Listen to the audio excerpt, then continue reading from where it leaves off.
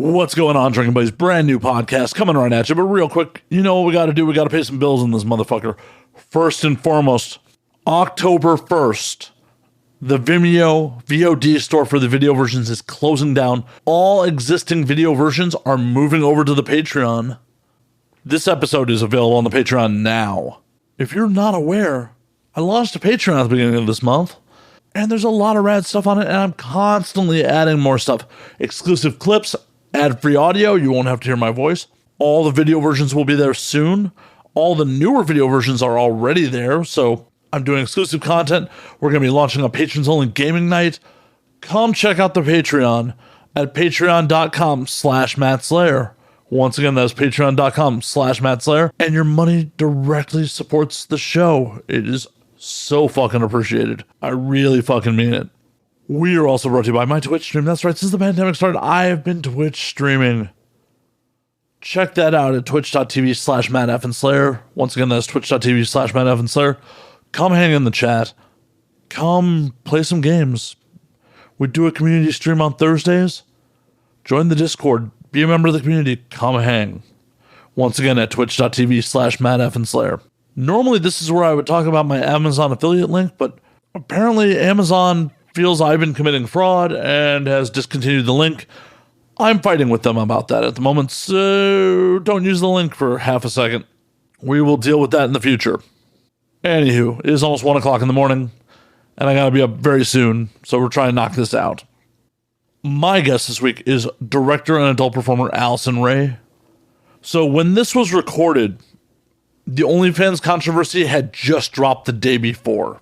The resolution where OnlyFans decided to keep adult content had not come yet, so we talk about the OnlyFans situation a lot. But Alison tells us a couple of funny stories. We go all over the place. This was a really fun episode. Alison is an absolute fucking treat. So sit back, relax, pop a cold one, and enjoy, Drinking Buddies.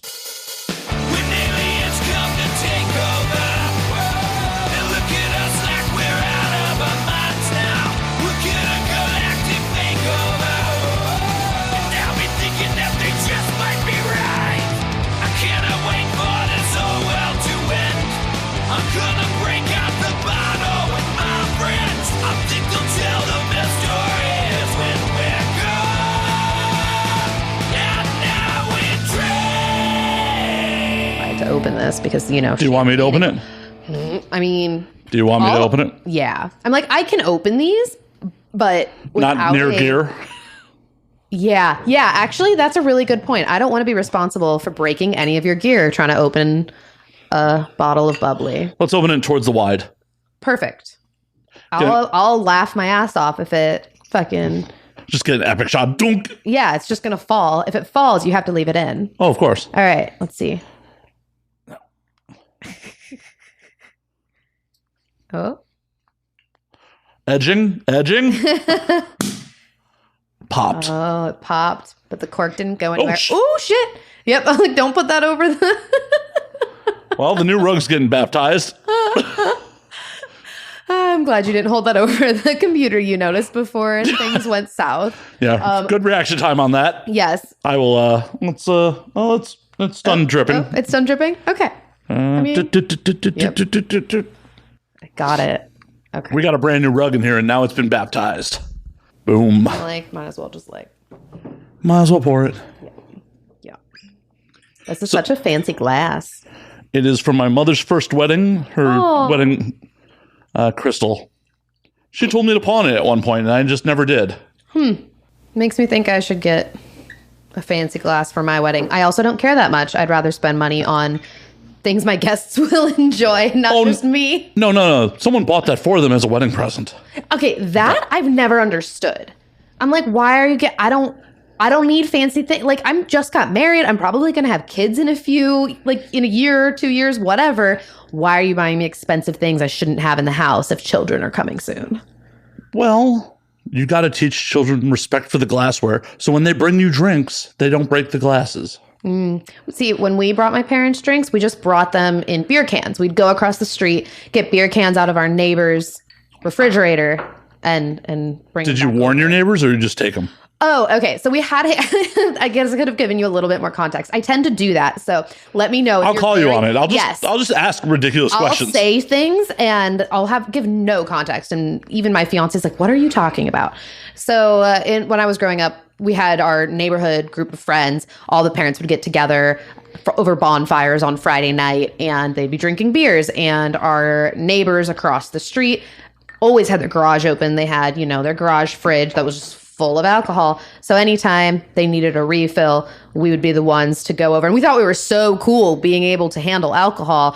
And I didn't realize until I was probably like 21 years old that they were literally sending us to get the alcohol because they didn't want to get up and get it. Hey, it's a win-win as a parent. Like, oh, my kid thinks this is neat, keeps them distracted and out of trouble, and I don't have to get my ass up. Win fucking win. This is lovely. I think this is literally the same as what I had at Honey Bidet yesterday. Good to know that they're serving $5 champagne with the unlimited button. Yeah, exactly. I mean, it's an unlimited button. You can't expect that they're going to like really spend some. I just remember she came out. She was like, we have some pink Moscato. I was like, that sounds great. Honestly, any champagne while you're trying on lingerie is fancy. It doesn't matter how expensive the bottle is. Like there's somebody serving you champagne, getting you drunk. Probably so that you'll buy their really, really expensive lingerie. It's a good plan on their part. Like, $5 bottle, $100 lingerie. Also, I mean, you don't know the bottle. Like, they just bring it out to you in glasses. So, like, and it just tasted good. So, I had no complaints. Yeah, that stuff tastes fine. It's the hangover you get the next day from it that is the problem. Luckily, I'm not that heavy of a drinker because I'm on a medication that makes it so any amount of alcohol I drink seems like 2 to 3 times the amount I've actually drank. So I don't get the hangover. So, you got some extra pills lying around? Hook a brother up. I'm not a cheap date. And, I would like to be able to save some money in this economy. Well, the good one is buspirone. So it's like an acute anxiety medication, not like Xanax. Like you can't get high from it. So it's not fun on its own. But if you take one of those and then you drink alcohol, like you'll be good. Pill shot you probably want to let the pill like soak in first because it needs to start working through your liver and because they go through the same pathway. So if it's busy taking care of your buspirone, then your alcohol is just going to sit there and not be processed, and that's why you're going to feel real drunk is because it's not going anywhere. Figuring out the science of this. Yeah. Because you'll see by the end of this, most of that bottle will be gone and I will still be coherent. Really? Yeah. That's very impressive. I will not be going through this whole bottle. I bought a second one just in case. Oh my. No, I'm very lightweight. I didn't used to be. This medication changes things. I'm also on like 3 separate medications that work through my liver. So technically I'm not supposed to be drinking, but I don't care that much. I like alcohol more than I like my liver. And I just feel like I'm healthy. Otherwise, it's probably fine. Same. That's the lie I tell myself, too, that I'm probably healthy otherwise. Yeah. And I like drinking more than I like my liver. Yeah. And I'm young, I hopefully I can deal with that when I'm like 40. It's fine. Oof. Oof. Oof. Shit. I turned the big 40 this year. Oof. Ooh. Already, or you're about to? Oh, no. Back in February. Oh, well, happy very belated birthday. Yeah. I'm 6 months to 41. That's depressing. Yeah. I'm turning 26. That feels weird. I'm like my late 20s by definition.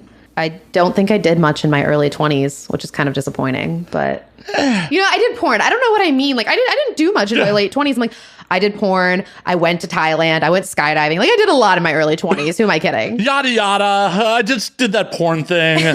Fell out of a perfectly good airplane. Went to another country. All things that the average American is never going to do. It's true. I forget how, I don't like to use the word blessed. I grew up in a very religious household. And anything, I'm like, I'm so blessed to have this life. I hate it because... Well, I also think it's bullshit that, like, downplays the work that you did to accomplish these fucking things. It's true. But, I'm talented and I got lucky. I just met the right person at the right time and ended up here in porn. I mean, that's part of making it in any field. It's true. Part of it is just fucking luck.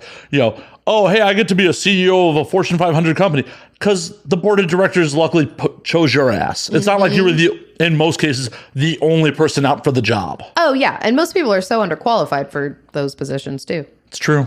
It's true. I mean, what does a CEO even do? delegates things to other people.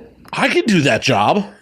Some people are actually really good at delegating. Most people are not. Most people, especially people who I think want to be in those positions of power, are really, really bad at having other people do tasks. And that's like your entire job as a CEO.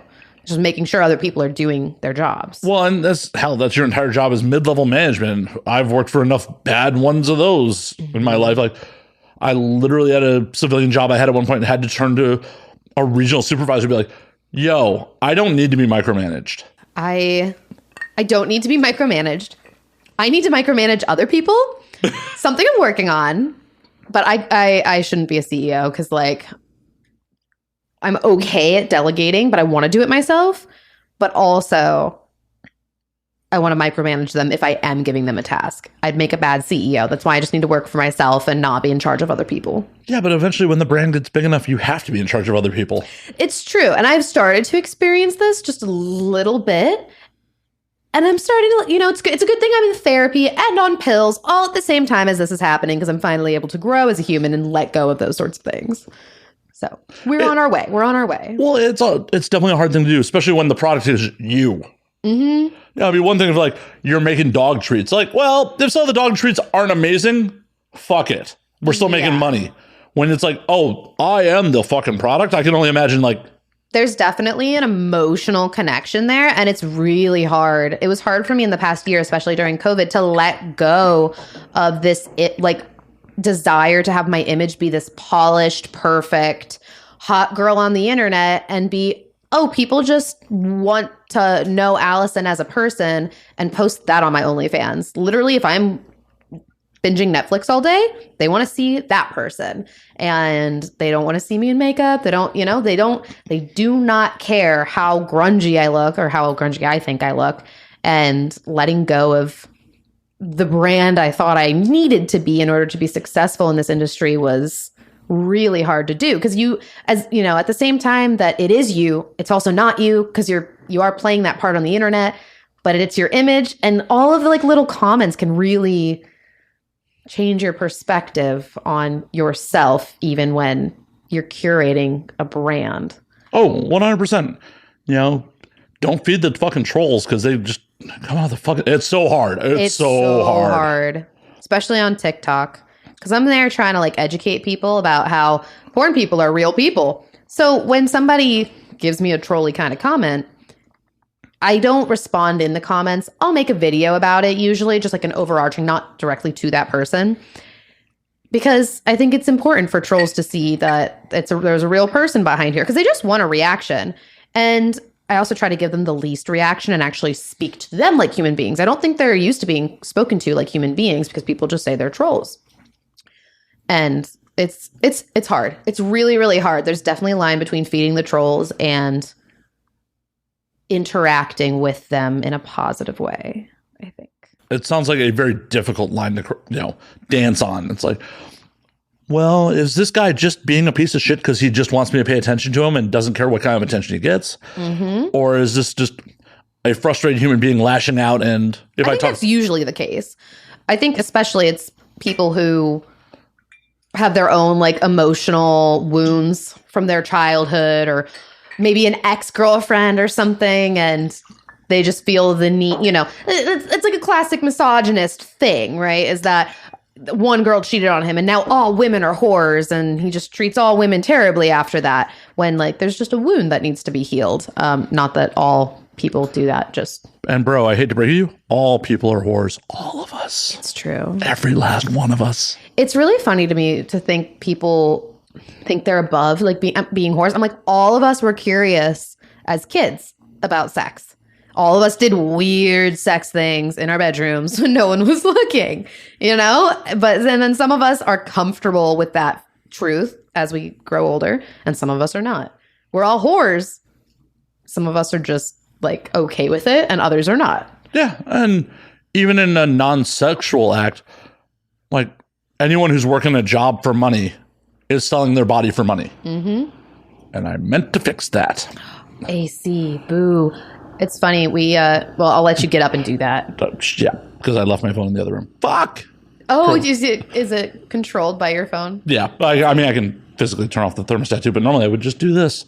And this is all going to stay in my hyper professionalism. Okay. So Alison, if you can take it away while I fix the thermostat. Sure. I was going to talk about like a thermostat when so I just started directing a series for Adult Time called Between the Sheets with Alison Rey. And we go through a day in the life of performers and their partners. And we got to just be in their spaces. It wasn't like a shoot house where we turned off the AC and everything. When the AC would pop on or like we'd hear a lawnmower outside, we didn't cut for sound. We just laughed about it, mentioned it, and they left it in the final cut because we're like, this is LA, baby, which is really cool because every scene I've done in this industry is so polished and professional. It was so cool to direct something that was very just raw, very pro-am. Yeah. Mm-hmm. That's fucking awesome. Yeah. Well, people that have been to this show before are well aware that this is very pro-am. Yes. That's what I got when I was listening to some episodes. I really liked what I heard in the episode with Nathan Bronson. He's one of my best friends. So I was like, I got to go watch him. Oh, and Cherie DeVille actually was at her house earlier. Oh, nice. Some hard drives. Yeah. I helped Cherie with a couple of things, just help running her business, organizing her life, because I'm good at delegating tasks. So she gives it to me and then I give it to my other friends.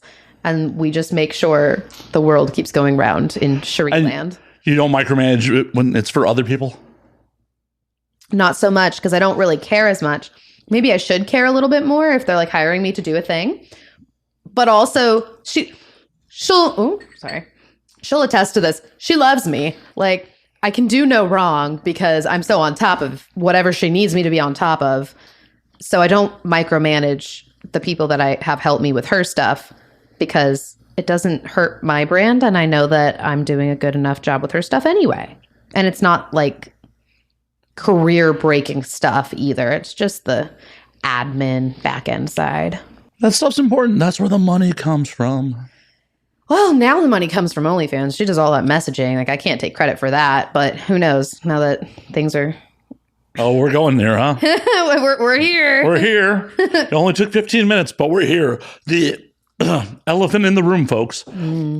OnlyFans, at the time of recording, as of October 1st, is banning all hardcore pornography. I'm really torn on this subject because I feel like it's about every 6 months that something comes out about OnlyFans is changing their terms of service. The OnlyFans is changing the way they do payouts. Only certain sex workers are going to get paid out. There's something like every 6 months, and then nothing ever happens. I have a theory on what's happening with OnlyFans because I've personally experienced some admin stuff from OnlyFans where they seem to only pay attention to what is on your wall publicly, even if it's behind the paywall of the subscription. I think what they're doing is appeasing their banks and the payment processors saying, we're going to ban this. And if you do it in the DMs, they're going to pretend it doesn't exist. That's what I think is happening. I think they're saying, yeah, we're going to ban it, meaning if you post it on the wall, they're going to send you a message and say, take it down. But if you're sending it out in the DMs, I don't think they're going to pay attention to it. That is definitely the model that some of my friends are doing currently. Mm-hmm. Well, yeah, I mean, that's just the model, like, period, pretty much, because otherwise, the thing is that people will subscribe, rip everything off your wall, put it up for free, but they're not going to sit there and spend hundreds of dollars on all of your different content to go put it up for free somewhere. So by having just like lewds on the wall, it doesn't hurt you financially if somebody rips it. So it helps you in some cases. I haven't had that experience, but I'm sure there's some people who like, oh my God, she's hot. Let me see what's going on here. Maybe. But if they're already on Reddit, or I was going to say Tumblr, I'm like, that's not a thing anymore. But if they're on Reddit seeing that somebody's ripped, they're going to that website because they have free content of all of the girls. They're not out there looking to support a girl, I don't think. Well, I don't think they're looking to support, but they may get horny enough where they're like, I'm going to spend some money. I want that nut. Maybe.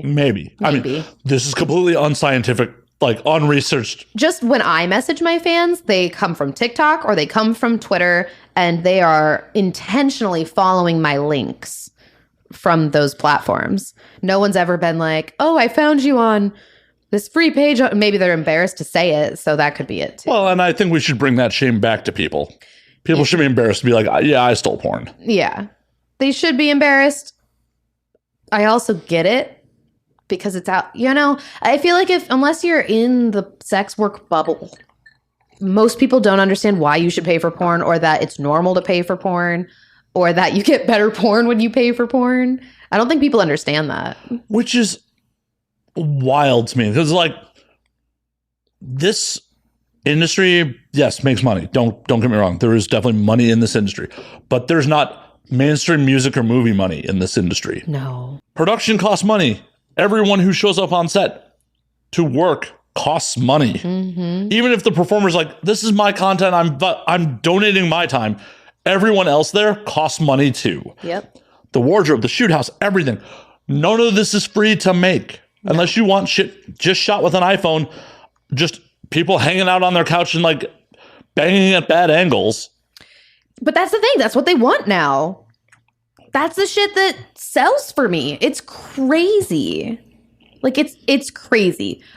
A video, I swear to God, a video I did with this guy, we did a full porno setup. I'm playing video games. He's checking me out. I'm his girlfriend's sister or whatever. And then we bang. That video did okay. And then when we cut the cameras, I was like, I want to fuck you for real. And he really likes to mess with the lights and the angles and whatever. He's a very artistic kind of dude. So I got him till I was like, let's just have some fun. And then at some point I hit the record button on his computer because I knew it would start recording us. We were literally in the bottom, if this is the frame, this big is where we were on the floor fucking. That video sold the best in that entire week of all the curated content I did. They couldn't see anything but man ass and back. And that's what they liked the most. Y'all, stop this shit. You're going to put me out of work. No. I'm never going to be able to work on a set again. Fuck. Well, there needs to be a balance. I think there needs to be a balance between supporting professional sets and amateur girls. But no, I'm all in favor of people making their money. Don't get me wrong. I'm being a silly goose. I mean, everyone needs a job. It is problematic that almost the entire industry has shifted to OnlyFans, and there's a lot of directors who put food on my table for many years who are now out of work, and that's problematic. So everybody needs. I just wish there was an easier way for crew members and directors I don't even think they want to most of the time help with the back end of OnlyFans, because it's kind of like the same way they were upset at Pornhub when it first came out, ruining their careers and lives. Now they're upset at OnlyFans ruining their careers and lives. See, I'm a dude who's just adapt. Friends, hell, performers I don't know. If you need OnlyFans content edited, I will do it. Mm-hmm. I slide into people's DMs all the time. Yo, you tired of editing your shit? I'll do it. I do not care. The check spends the same. I'm not, I don't care. But it's going to be interesting to see what happens after October 1st. I'm definitely putting my bet on Ninth Cloud because it's a platform that hasn't launched yet. I know about it because I had conversations with the people behind it. So that's some secret intel. I know there's some really big name performers that are backing it as well. And everyone's out there on Twitter oh, which one's it going to be? Is it going to be Loyal Fans, AVN Stars, Fan Centro? Nobody really knows. And I'm putting my bets on Ninth Cloud. If OnlyFans tanks, I think it could just still stay around and not have an issue as long as people are just doing stuff in the DMs. But if I'm wrong, it's going to be Ninth Cloud. We'll see. I mean, some of the people I've talked to are convinced this is all about the IPO, so they may actually clean up their act. Can you define IPO to me? Their initial public offering, because they're trying to go public and beyond this publicly traded. That's right. I didn't know what IPO stood for. Thank you. I learned something new today. Oh my God. The show's educational. Shut it down. Shut it all fucking down. People are not supposed to learn things on this show. I'm sure many people learn things on this show. Probably too much about my sex life. But I learned that you wanted to do parody series. Oh shit. Stuff. Yep. Oh shit. That was, yeah, we discussed that with Nathan a while ago. Yeah. I was listening to that. It's funny because my best friend and I had talked about that years and years and years ago when we were little baby porn chicks, and we really wanted to do that. It's kind of Erica Lust is sort of doing that. Not quite as like long narrative, it's kind of like 3 or 4 part, like, feature movie, but there's like 4 of them rather than like an entire episodic TV series. Yeah. But it's weird that super cool. Porn has never like done episodic television. Mm-hmm. I always thought that was kind of weird too. I legitimately think it's just because it doesn't pay enough. There's not a number. I don't think there's a number that sometimes I can't speak. That has also been known to happen on this show before. I don't think a lot of performers would commit to that kind of time commitment at whatever rates we're able to offer them is the problem. Well, and on top, especially if they're like, I'm sorry, I didn't mean to cut you off. No, I didn't mean to cut you off. But especially if they cast somebody that performer doesn't like. It's not just like in Hollywood where you can just fake chemistry and it's like kiss. Like, this is sex. It is personal even when it's not personal. So I just think there's a lot of hoops to jump through, and there's just not the budget for it. Well, I agree. And also, there's a fucking high turnover rate. You may cast somebody who's just gone in 6 months. Mm-hmm. Like, cool. I think you'd really need a contract, kind of like they have for TV shows of, we want you for 5 seasons, but they get a buttload of money. I don't know if they get it up front or like how that works. I mean, generally it's per episode. Is it? Mm-hmm. But they have a contract usually of like at least 1 season, or, fucking Rick. I think it's Rick from Walking Dead. He's been there like 7 seasons. Yep. That's his name, right? Rick? It's been a minute since the character, yes. Okay. I was going to say, it's been a minute since I've watched that, and now I'm concerned. All I remember is Coral. But you'd have to contract them, and I don't think any kind of contract like that for porn would hold up in court. Like an agent's contract, it's not going to hold up in court that they have to have sex for this agency, because you can't contract sex, and that's what these episodes would be. Although you could contract the acting. Right, the performance of it. And cut out sex scenes for that performer. It is weird they haven't done it. I feel like we could be entering a era where we do that. Hopefully we just find someone who has like a passion for it and is like, this is my passion project. Because in the content creator star model that we're in right now, someone very easily could, who's got a little money, is making money on their other OnlyFans content or whatever equivalent platform goes, I have a passion project. I want to make this TV series. Yeah. Fund it themselves. I think it'd be really cool to like have an original TV series. I kind of think that's what Adult Time might be on their way to doing, or they kind of tried to do it a few times, I think. Like with The Future Darkly. They just didn't market it as, but it was essentially just Black Mirror with porn. So they're kind of doing it. I could see them doing something like that. Well, and if you do like the anthology model, you don't even have to have the same cast. Mm-hmm. Like, throwback to what I was talking about with Nathan Bronson.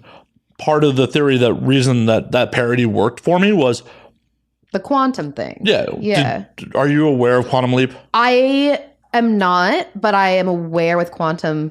I'm aware of quantum theory. My fiance is a physics major, so he likes to talk about that stuff and listen to a lot of podcasts about it. So like, I understand. I don't think Quantum Leap has anything to do with actual quantum theories. Oh, well, then maybe It was a show from like the late 80s, early 90s where Dr. Samuel Beckett went into a machine and then got teleported into other people's bodies throughout history and had to right wrongs, basically right historical wrongs and make them right.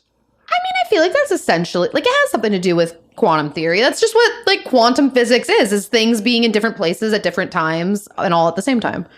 I mean, it's pretty loose. It is. But it's TV. That's what entertainment does. It's very loose science. True. Very true. But part of it was every time Sam looked in the mirror, he got the face of the person he was inhabiting. Mm-hmm. So part of the theory behind what I wanted to do, the parody of it, was you just basically need a performer to be the body initially, but then you can swap in whoever you want as the actual. Right, because you could superimpose that image, like say you have a performer that does the first episode, they're the main character. Right. Samantha Beckett is how it was and the get parody. a shot of her looking at the mirror, but have nobody on the other side sort of thing. And then just superimpose whatever model you want to put on it. So you wouldn't even need her to redo that scene with other people. That'd be really cool. Yeah, that was the whole theory behind it. It was like, oh, we don't even actually have to reuse people because she's constantly bouncing from person to person. The tagline I came up for was Samantha Beckett writing hookups that once went wrong. I love that. Oh, okay. Did you ever come up with a fun idea of like an episode? What kind of hookup she'd have to write? I never got into actually writing episodes of this. Like I bought the domain, I pitched this idea to like 100 people, and I'm like, I am not the strongest writer in the world. Like I have ideas, I don't necessarily like can execute on some of them. And everyone's like, that's fun. And then much like many things in this industry, no follow through. We should talk about that. I know some people. Do you now? I know some people, but I don't want to talk about it because like that's the thing. When you talk about things on very public forums like a podcast, I feel like they tend to not happen. You're like jinxing yourself before it even starts. See, I feel like it adds some accountability to try to get it done. Like, oh, I talked about this. Hey, you just called me out on something that I talked to Nathan Bronson about like 3 years ago. Was it 3 years ago? 2 or 3 at least. It was probably 2018 when I did that interview. Oh, that's bizarre. I swear I thought it was because it seemed like it was over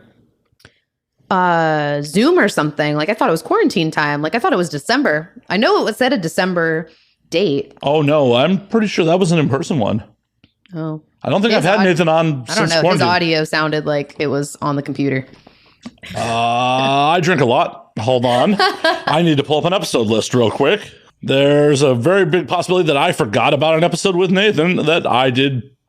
Oops. Like, I feel like he talked about his lady on it too. Oh. Which would make sense because that's more recent than that.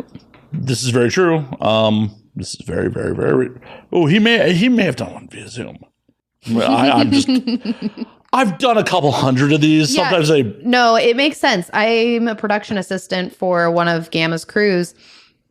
And I never understood as a performer how like crew members could forget that they met me or forget what scene I did. And now I'm like, oh, I get it. It's just the same shit same shit, different day. I couldn't tell you who we shot last week. Maybe who we shot, but not what we shot them in. I'd be like, I don't know what the storyline was whatsoever. So I imagine it's even it's for you because it's not like there's like context, different places you are with people. It's all here or Zoom. Yeah. And there's alcohol involved, at least on my end, every fucking time. So, Shit, iTunes, you don't have a date when this was released. Damn you. Damn you. Oh. Okay, now you're making me, I need to look it up because I looked it up on Spotify. Where is my Spotify? I did the like aesthetic thing to my phone where a lot of my apps. So there is one from December 2020, which would have been via Zoom. Okay, that's the one that I listened to then. Yeah. Okay. Someone had a date on one of them. Okay, so yeah, that was via Zoom. And that's why his audio sounded like ass. Not my fault. No, not your fault. Quarantine's fault. Quarantine's fault. Absolutely quarantine's fault. Yeah, I've had that. I've literally owned that domain for 6-7 years at least. Wow. And just never done shit with it. And while we're on that topic, a mainstream author friend of mine and I wrote a script a couple of years ago, and like it's now making the rounds again of people like, oh, hey, maybe we'll produce this. Like an adult script. Very Tarantino-esque heist film. I actually gave it to Nathan in December and he never read it. Oh, you could have at least read it. I'll have to give him shit for that. I will. Next time he's live on Instagram, I'll pop in and be like, hey, you read the script yet? He is a busy man. Oh, he gets called all the time. He does so many doubles. I am so impressed by him. I don't know how he does it. I don't know either. I mean, and stays as fit as he is. Like, I get it. There's exercise involved when you're shooting, but not like that. Right. No, I super don't get it. There's, my audience has heard this 100,000 fucking times. There's a reason I've never wanted the job. Yeah. Like, I love that how many dudes are delusional out there that think that they could do the job. Yeah. It's comical. It's really funny, like on my TikTok when people will say like, oh, I could do that. I could whatever. I literally posted a thing that Barrett Blade had said a while ago is when people come up to me at bars saying, oh, I want to get into porn. Can you help me get into porn? He's like, yeah, take your dick out. Get it hard right now. And everyone on TikTok's like, that's different. You could get arrested. It's and I'm like, one, it's not even about necessarily getting your dick out and getting it hard in that restaurant. It's your attitude about doing it. Second, sometimes that is exactly what you have to do. I can't tell you how many scenes I've done that were actually in public where I didn't know it was going to be in public until the day of. It's not like I could have canceled. I mean, you can always walk off set. You always have a choice. But you're also making the choice to leave your check behind for the day. Right. And there are repercussions for that. Yeah. Like you'll ruin your reputation with the director, with the company. And honestly, that's messed up. That needs to change. It's a very coercive model for us to do this. Like, I'm not a fan of it. But it is just the way that the industry currently exists. It is definitely getting better, though. Like, because I was doing some work for Mind Geek out in Vegas for the last couple of months. And that was the first time in my experience, we're like, oh, we're doing entrance and exit interviews and like legit ones. Like, here's your check. We're not doing the exit interview until like you have check in hand that it's right. Now we'll interview you. Because I heard stories back in the day about people getting exit interviews that were very coerced. Oh, dude, there's still a company. I won't name them because I don't want to have a lawsuit of any kind. I would like to avoid that as well. Yeah. So there's a company you get to set, I don't even know if it's the company so much as it is the director and the PA. They're known for being rather irresponsible and not the best crew. So some people might catch on to who I'm talking to if they're listening. But they'll literally hand you you'll do your interview, enter interview, and then they'll hand you a blank check and have you like show the back of it, not the front of it. And do your exit interview saying, like, asking, like, how did the scene go today? Did you do anything you didn't want to do? And do an exit interview before anything happens. And you have a blank check as if that's a legitimate exit interview. That's fucked up as hell. Why are people still working for them? Because people need, I don't even know. I don't know that they're still around. I haven't seen them since the lockdown. So maybe people are doing well enough on their own OnlyFans that no one wants to work for them. But I imagine it's because they're inexpensive to hire. The company is famously known for cutting rates. And some people will just put up with bullshit like that because they need to put food on the table like everybody else. Or unfortunately, some people are naive and don't know any fucking better. Yeah, one of the two things. Or both. Or both. And it's just, unfortunately, we are in an industry that is a bit exploitive. It is, but I don't know that's any more exploitive than other industries. I think we get singled out as an exploitative industry because it involves sex. And it's capitalism. It's not even, this is the sex industry. If you talk about somebody who is a maid, for example, for a living, like a personal maid that goes to somebody's house, they would not want to clean your toilet if you weren't paying them either. That's true. But the difference is in most other professions, there's some sort of orientation training. People just get thrown into the fucking deep end in porn. This is very true. I think agents need to be a lot more proactive about that. Well, agents need to stop acting like you work for them because they work for you. And I tell people that all the fucking time. Like, if your agent's giving you shit, they work for you. They're your agent. You are not their employee. It is a weird relationship and I think that's actually very common in Hollywood too. I think when you're an actor and you have an agent or a model, any kind of performative career where you have an agency, it seems like the tables are always turned in a way they're not supposed to be because they are supposed to work for you. But the thing is, they're also trying to make their money, and because they're representing so many people, they're not exactly always going to put your best interests first because they have other models who, as they don't care as long as they make money. They don't care that's why I think most people need like an actual manager, not an agency that oversees that many people, because at the end of the day, they don't care about you. They care about the check. 100%. And I tell people that all the fucking time on that shit. Yeah. Also, when I hear like certain agents will let people take vacation because, oh, he'd be upset with me if I take vacation. Like, fuck that. Yeah, there's another very well-known agency, and I think we might be talking of the same one. Girls aren't allowed to have a no list. Yeah, that's crazy. I'm sorry, are you not human?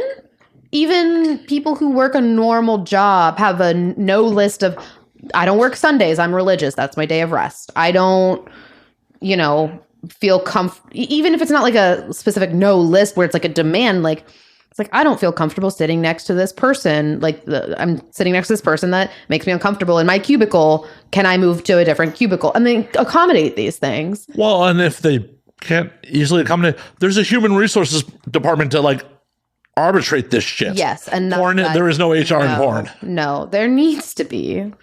I don't know that there ever will be. No, I don't think there ever will be, just because at the end of the day, whoever got that job, everyone will be like, oh, that person's playing favorites. Look. Exactly. No matter who it is. Yeah. No matter who it is. And that's the problem, is it would legitimately need to be somebody so outside of the industry who couldn't have a bias, and there was very strict rules about how you can interact with that person. But then you run into the problem of they don't know the ins and outs of this industry and the very specific problems girls will have on set. Because if a girl says, well, this director wanted me to do this thing that I was uncomfortable with, somebody outside the industry would be like, well, you signed up to have sex on camera, so that must be fine, right? No, it's not. Like, that's not how consent works. I'm sure there's plenty of HR people who'd be better than that, but it's just in that they don't have the skill set to deal with it. They have no idea what we deal with on set. And you have to be in this industry and around different people to really understand that sort of thing and be able to like be a judge of it.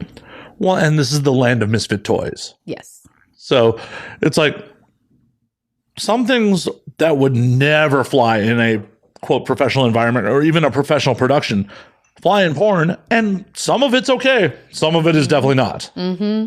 Well, and it depends on the set. True. Like Gamma right now, very professional. They're lovely to work for. I can't say enough great things about Gamma. I know some people have beef with them for whatever reason, but they fully supported and funded my idea for Between the Sheets. They are wonderful to us on the Anatomic crew. We just shoot for all of their lines and everything. And they take such good care of their crew and performers in a way that I had never experienced in this industry prior to starting to work for them. So, yay, Gamma. I mean, Gamma is the first crew I was ever on where like there was a consent list on the 2257 paperwork. Like, yeah. First one I ever saw. I'm like, what the I mean, this is cool, but what the? Huh? Yeah. And they have somebody check up on you. After you shoot, you'll get an email from their HR department saying, hey, how was set? Did anything happen? Letting people just say what they need to say. And nobody else does that. And that's wild to me. It's great that they're doing it, but of all of the companies out there, they seem to be the only ones really being careful about consent. And I'm sure it comes from the scandals that they've had over the couple past years where they implemented these things.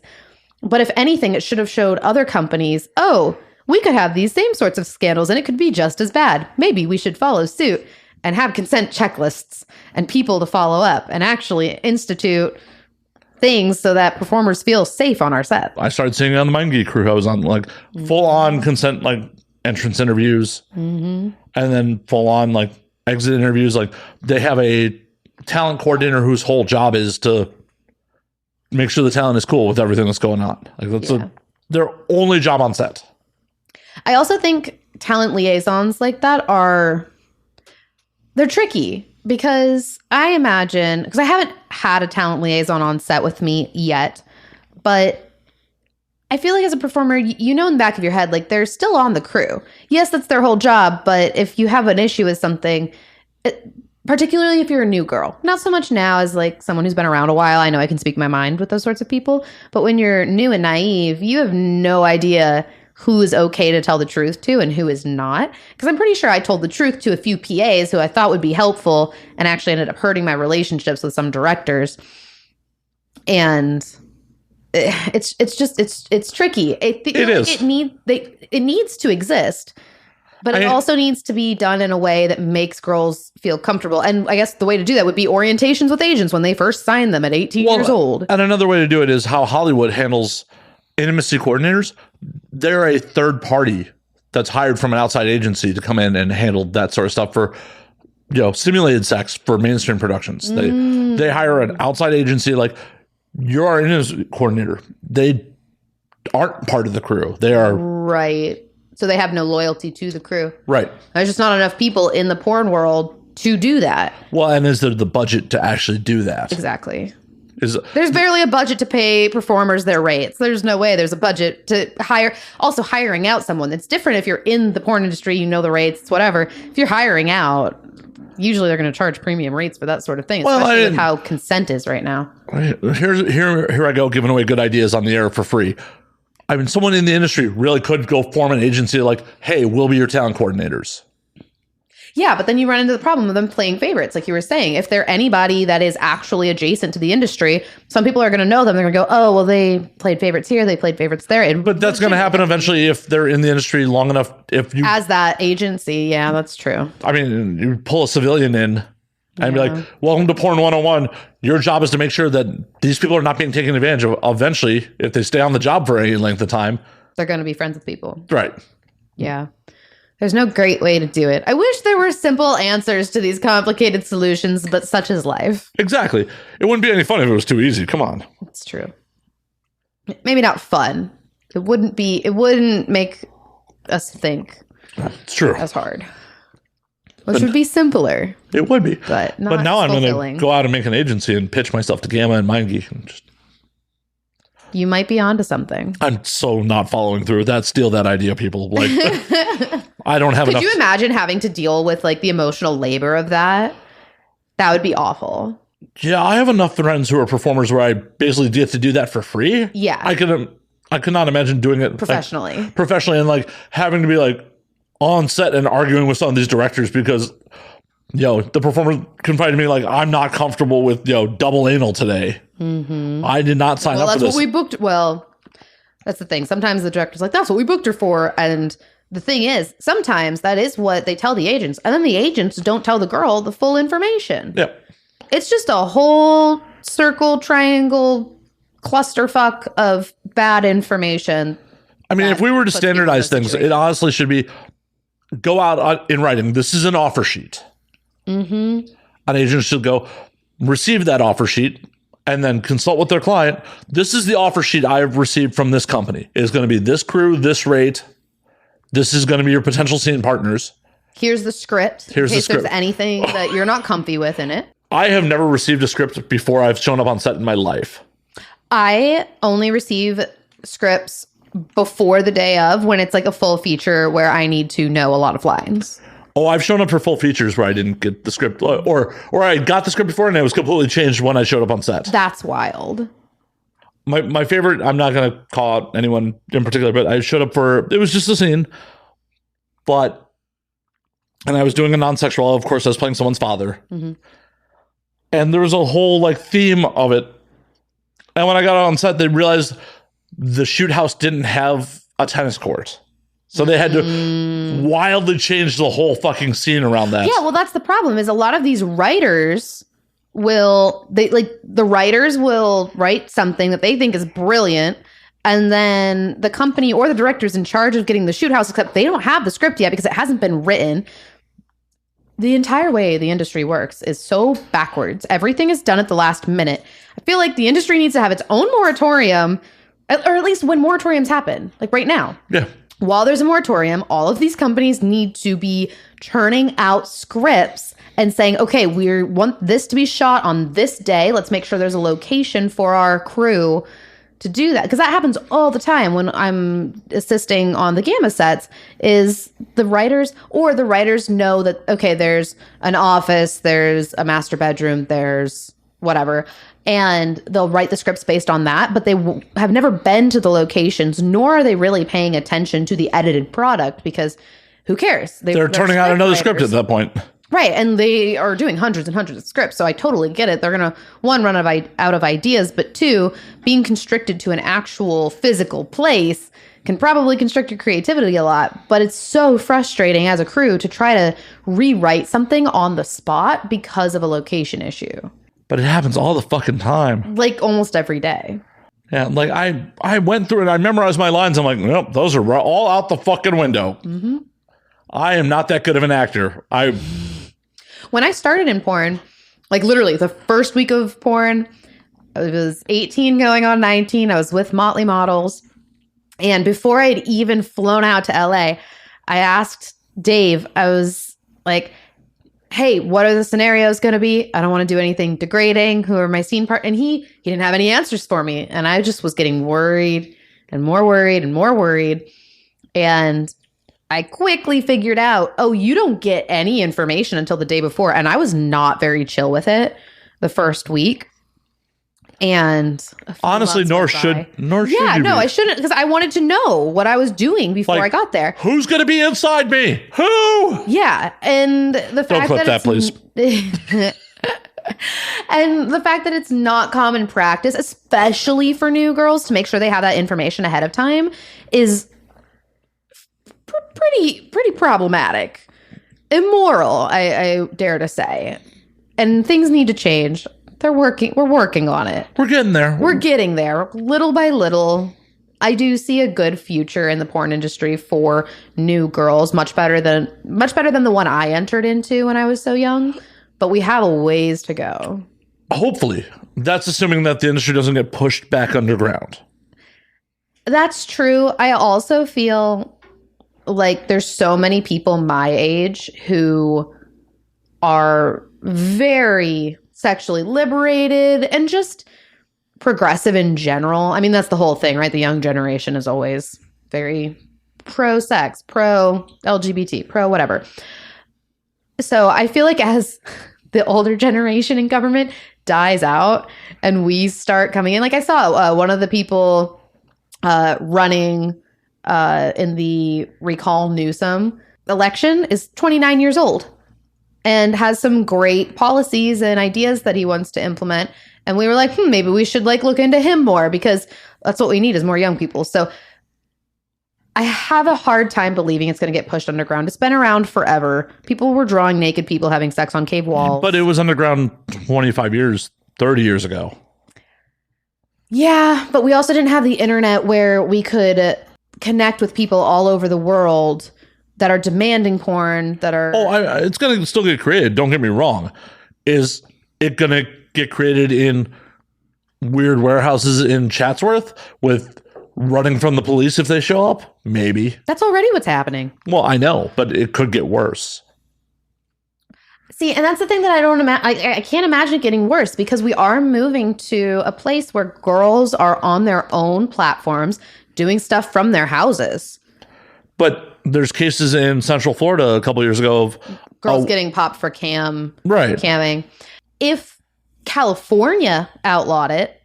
California can't outlaw porn because of a state Supreme Court ruling from 1981. And that's the thing. So as long as it's happening in California, I feel like it won't get run underground that much, because... But they can do other things if they really wanted to. If they really wanted to, they could do like, okay, we're going to bust you for OSHA violations, permit violations, shit like that. I know someone personally who got charged like $80,000 for condom violations from Cal OSHA.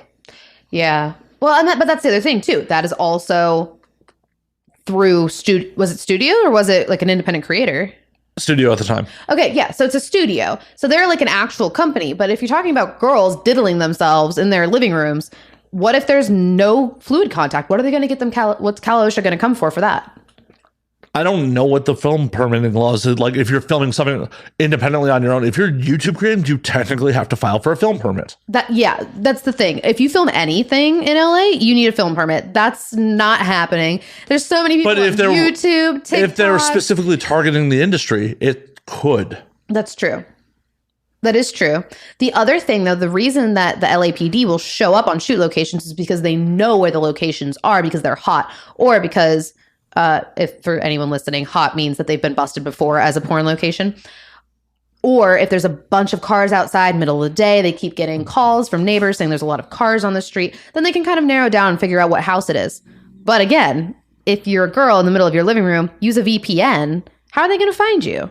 I mean, I unfortunately I'm sure there's ways. Sometimes people do dumb shit. Like, I know a performer who, like, when she first moved to LA was like shooting her neighborhood. And I'm like, I know exactly where you live now. Fuck. Oh, that's like you live across the street from like a pretty, prominent landmark in K-Town. I didn't know her well at the time. And I'm like, I don't want to come across as a creep here. Yeah. Can someone slide into this girl's DMs for me and let her know, like, yo, it's real super easy to figure out where you live. Yeah. Yeah, that's different. But also, again, you know what neighborhood she lives in. Oh, no. I was able to figure out what building it was. Yeah, that's not good. But to be fair, I was a private investigator for a couple of years. So like, so you pay attention to that kind of stuff. Yeah. Like it was literally like, oh, she posted out her window and like specific landmark was across the street. I'm like, from that angle, that means she's on this side of the, but if I could do it from just one Instagram video, right. There's 100 other creeps. There's so many dudes who are super stocky. Right. Yeah, no thanks. And I'm like, someone needs to tell this girl, just like, cut that shit out. And it's one of those things where like, if I had slid into her DMs like, yo, I know where you live, stop that shit. It would come across so fucking creepy. I'm like, I need someone with a uterus to tell this woman, cut this shit out. Like, I don't want to see anyone get harmed because you posted a dumb YouTube video. It's crazy to me. The publicness, that's not a word, I don't think, but the public. It is now. It is now. That's the beauty of language. It's always in flux. It's liquid. That's true. You know what's crazy? When I was in 5th grade, we never got to any stories. This is a story. When I was in 5th grade, I had a teacher who was so crazy about grammar. And anytime we would say, hopefully it rains tomorrow, he would lecture us on the use of hopefully, that you can't use it at the beginning of a word like that. It'd have to be like, he said hopefully. You can't just use it. And I remember being in 5th grade and being like, well, actually, that's something we say colloquially, so technically it is valid. And he got so angry at that. But yeah, it's a word just because we're fucking saying it. Language evolves. And dough is in the fucking dictionary. Homer Simpson's dough is in the fucking dictionary. Shit's fluid. It's not like every monkey that started making noises out of their mouth started off with English. It's true. It's all made up. Every last bit of it. All made up. Isn't that crazy to think how we can communicate with each other because we made up a language that we can all understand, and also that babies pick up on it naturally? How? Soft brains. I don't know. It's crazy. I think babies know. Did you ever watch Baby Geniuses? It's that movie where they dubbed voices over babies. Alec Baldwin's in it, right? Ooh. No, that's Boss Baby. That's Boss Baby. Yeah, no. It's like I think it's from the 90s. No, Look Who's Talking is the 90s. Boss Baby's got to be... No, not Boss Baby. Baby Geniuses. Baby Geniuses. Like, I swear that's early 2000s. That, you might be right. The one where they filmed it at Circus in Vegas. We have IMDb for such things. Yes. Like, I'm my own... researchers. I think you're right. I think it was I'd guess 01. That's my guess. We're finding out, folks. Yes, that's the little one. 99. 99. I said the 90s. Well, sorry. Oh, there's Baby Genius. And there's Baby Geniuses too. There's Baby Genius, the TV series in 01. No. The movie, the original movie. Super Babies, Baby Geniuses 2 is 04. It said 99 and then gave me a bunch of other garbage. Yeah. There's also Baby Geniuses and the Space Baby in 2015 direct-to-video. Oh my. I might need to check that one out. But Space Baby. They talk about how babies know the secrets to the universe. And I'm like, I'm pretty sure that is absolutely correct. And then they learn language and forget it all. Have you ever seen really hung out with a baby? No. They're scary. Well, yeah, that's why I don't do it. Yeah, but I'm like, they just know everything. And that's why they're so amazed at the world. They just plopped in, their souls plopped into this flesh pocket. And they're like, what is going on here? I can't talk. I can't tell anyone what I need. I don't like this. Well, then I finally figured out how to tell people what they need, physically in their human flesh pocket. They've already forgotten about whatever it is that they knew about the universe. And they can't possibly put it into words. Because also, you trip. I feel like you seem like the kind of guy that might go on a trip or two. There's mushrooms in the next room. Yeah, exactly. you can't put into words Allegedly, experiences that you have when you're tripping. I try real hard. You try real hard, but you can't. I think babies are tripping all the time. I want to be a baby again then. It'd be cheap. Plus, I wouldn't have to wipe my own ass. But you'd have to sit in it. I don't know about that trade-off. I mean, some people are into that. I'm not. Some people are into that. Messy diapers. I've done a few diaper things. Not messy diapers. Can't do that. Not, too much. Nope. Sorry, I made you think about it. Nope. I have a bidet. I want my asshole shiny. I really need to get a bidet. You should. I don't know. There's something about having water. It just doesn't sound pleasant. I've tried it. It's not that pleasant for me. I like having my asshole water picked.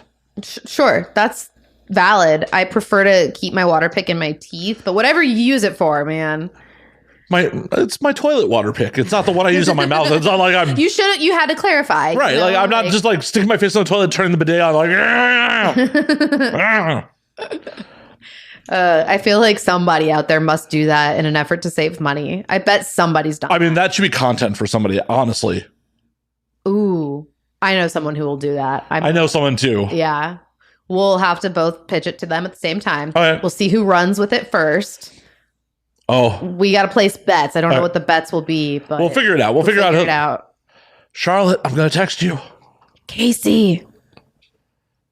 I'll see you Thursday. I'll tell you on Thursday. So yeah, I'm on text Charlotte the minute we were off air. I'll be like, Charlotte. Or I guess I have to text Casey. Oh, it's a race. I don't even have my phone in my hand. You're already fucking. I'm like, they text me a lot, so I was like, maybe I'll. But yeah, that wouldn't be fair if I gave Casey a head start since you don't have your phone on you. Aw, look at you being a good sportsman. Yeah, sports person. It's 2022, 21. You can call me a sportsman. I hate that shit. I'm so over the call them a mailman. Well, it's a mail woman. Postal carrier is what they prefer. Okay. Well, I guess that is slightly more political. Or what is it they called? What are trash men called now? The garbage man called like a janitorial engineer or something is what they call custodial engineer is the janitor. Custodial engineer. Your trash person is a garbage collector or I think garbage collector is I mean, I understand like there's a certain connotation of like garbage man, like you're calling the man garbage. But I understand the need for some political correctness. I think we get like unnecessarily into labels. Well, I wholeheartedly agree. I espouse this all the time. It's intent.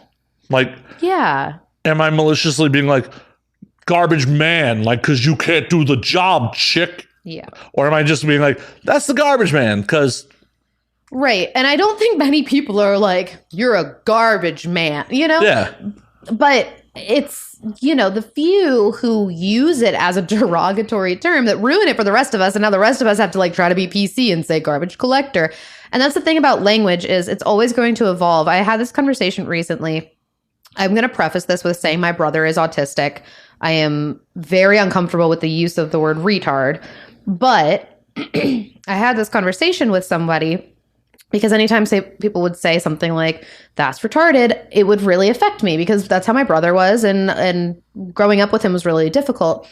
And then I realized, okay, now, people are naming it by the disorder. So he has autism.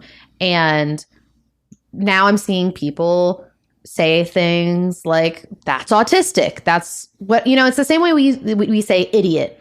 But that used to be what mental retardation was called. People were idiots if they were incapable of functioning on their own as a human adult.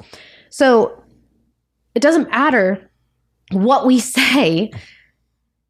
It's just going to evolve and we're going to keep using some people we're going to keep using the new words as insults while everyone else is trying to use them as the proper term to say, excuse me. That doesn't change the people that are saying bad things. So you can be as politically correct as you want. People are still going to misuse it. 100%. They're going to tear people down for being different. Mm-hmm. If that difference is diminished capacity, sexual orientation, race, whatever, they're going to find a way to tear someone down for being different. It's right. So unfortunately the monkey tribalism part of our brain. And that's the thing. I think a lot of people just completely ignore our lizard brains and think we can just like, oh, be this higher. I'm like, we're still animals. You need to remember we're still animals. I don't love the use of the word retard, but I'm like, I don't need people to say like he has autism rather than he's autistic. Like they're just going to use it the same way, and it's just going to keep evolving. And then the word retard is going to become like the word idiot, where it's not really a big deal to say, but it was a big deal to say at one point. I had a thought. I lost it. I must be. You idiot. Sorry. Your whole fan base is like, I can't believe we just called her an idiot. She's fucking canceled, Matt. You're fucking canceled. I can be an idiot sometimes, and that's fine. Well, cheers to that.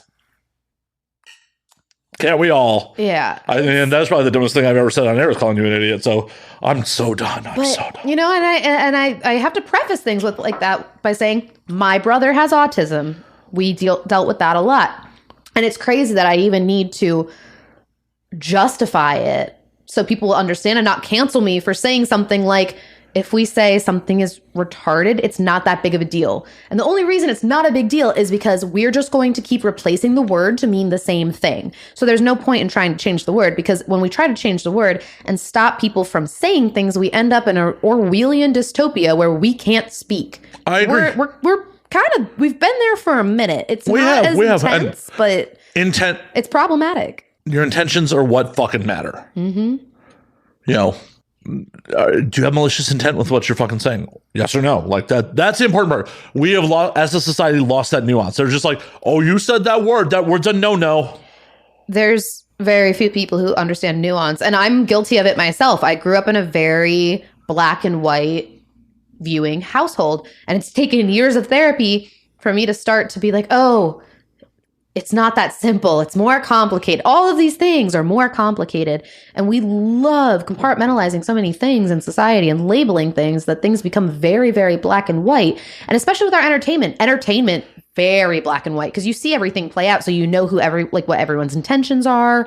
I mean, not all the time. Some series are more mysterious and help you, like, let you figure it out. But we watch these people that we connect with have a very black and white life. And I don't think that is helping people remember that there's nuance in real life. So many of my young friends act like their lives are TV series, and it is.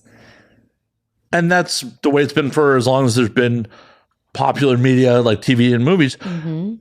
So many like antiquated and shitty opinions when it came to sex in my youth came from, knowingly or not, from fucking movies and television. Mm-hmm. Like, I'm trying to think of a good example off the top of my head, because I was about to say the Barney Stinson hot to crazy ratio, but I still actually stand by that one. That one,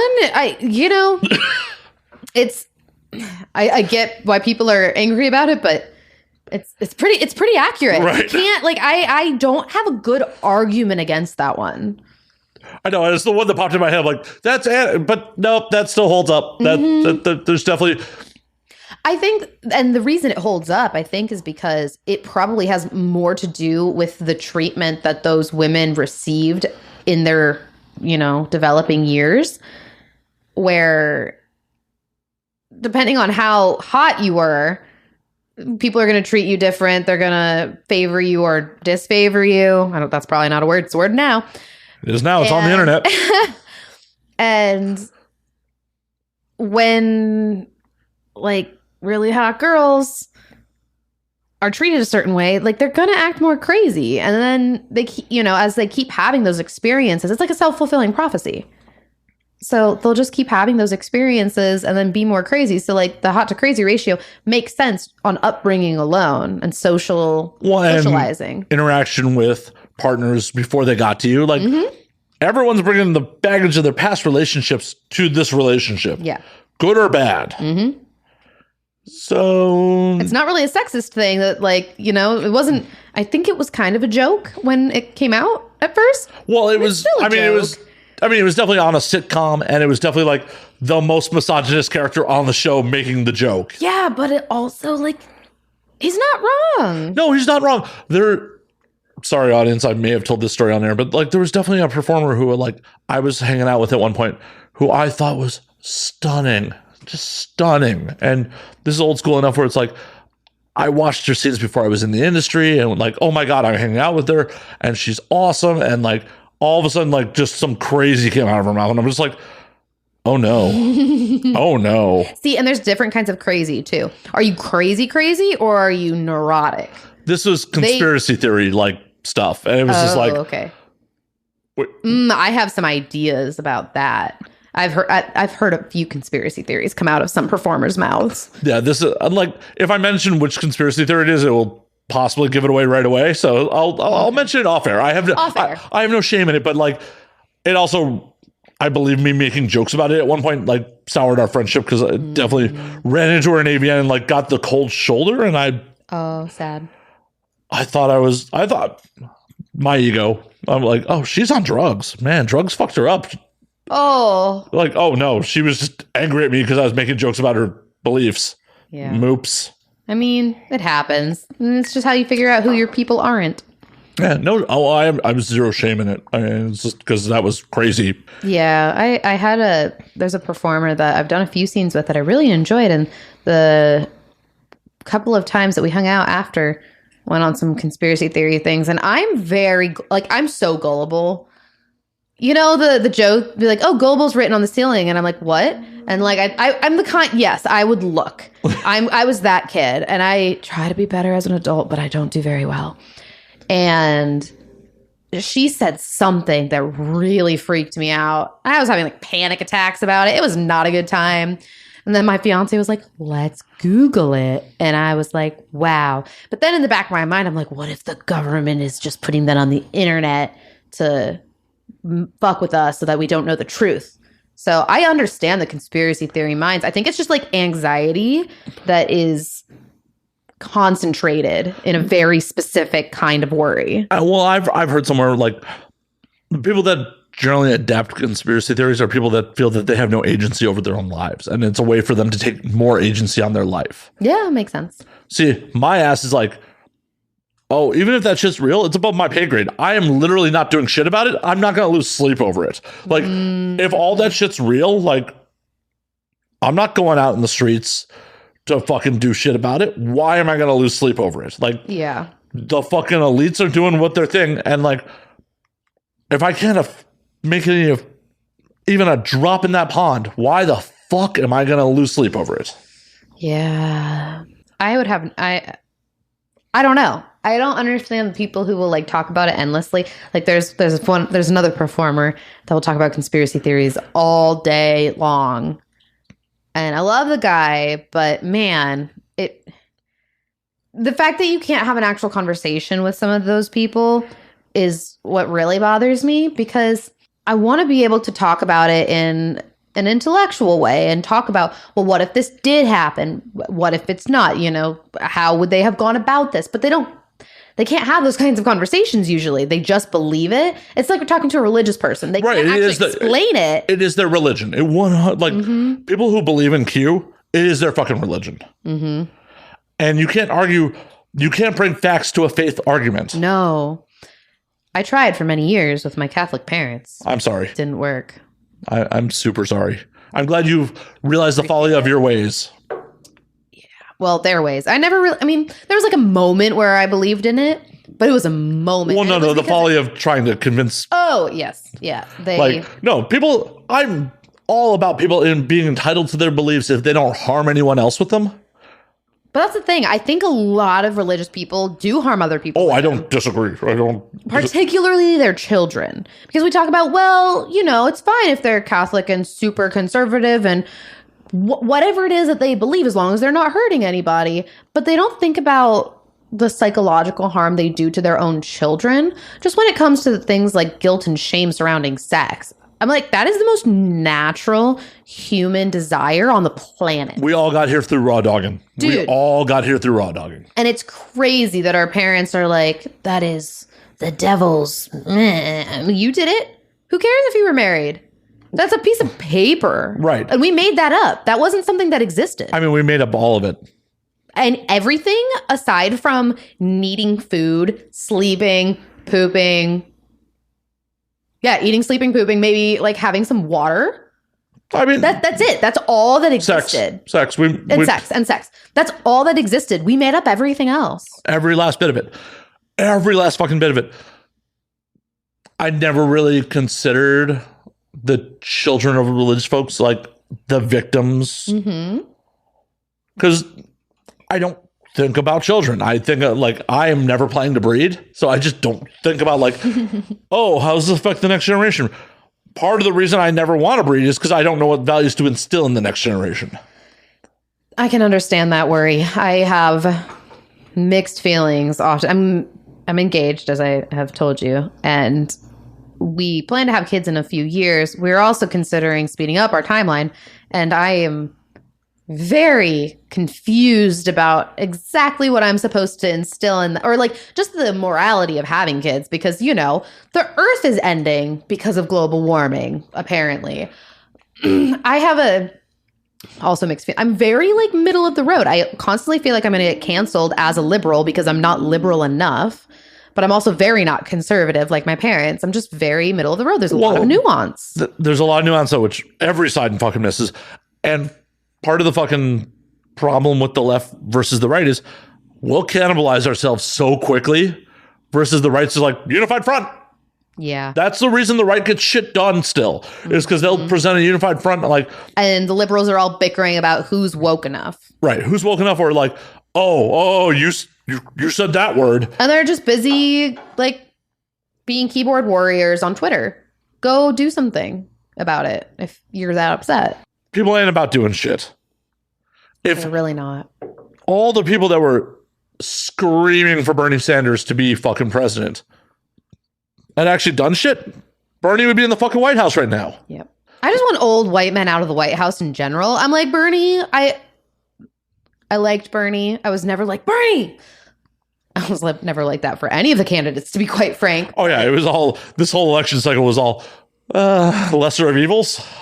I feel like that's been the elections for the past, like, maybe 4 or 5 elections. Oh, I was excited about Obama in 2008. See, I was too young, but based on my parents, you know, they're conservative, so you can guess where they were. So my experience of that was like, neither are, because it was my dad. I remember he said, oh, I don't want to vote for, it was not, who was he running against?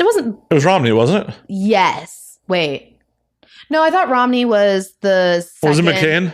It was McCain. I think it was McCain. Yeah, because I was pretty sure Romney ran against Bush for his second term. No, Romney's a Republican.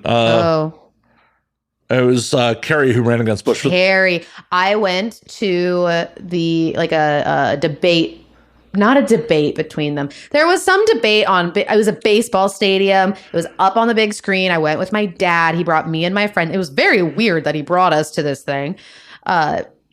But I remember being in a baseball stadium, and then Bush walks out and everyone was so excited. And the baseball stadium was like packed with people to watch this debate. I remember it was Kerry. That was what I was trying to get at. Anyway, it doesn't matter who it was. Whatever it was, I just remember the way my dad talked to me like, my vote for this person is a vote against Obama. My vote for Trump is a vote against Hillary. Like, just a lesser of two evils sort of mindset. But yeah, I was too young to actually remember anything about Obama. Well, yeah. Obama in 2008 was the first presidential election I actually bothered to vote in. Mm-hmm. I was hyped. Like, I was 12. I'm old. Fucking old. I've been in this industry over a fucking decade. I'm fucking old.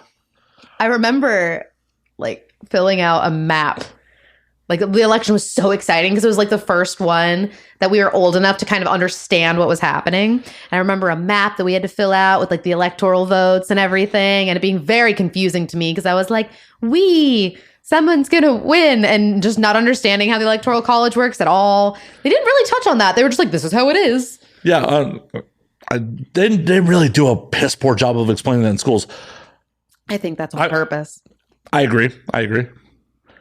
To show my fucking age here, the first one I really remember them like getting all hyped about was Bush Sr. and Dukakis. I don't even know the name Dukakis. Yeah, that was 88. Wow. I was 7. So, yeah. I'm old. I'm going to die soon, possibly on air right now. Don't do that. I really don't want to deal with having, to explain them that I didn't. Just leave.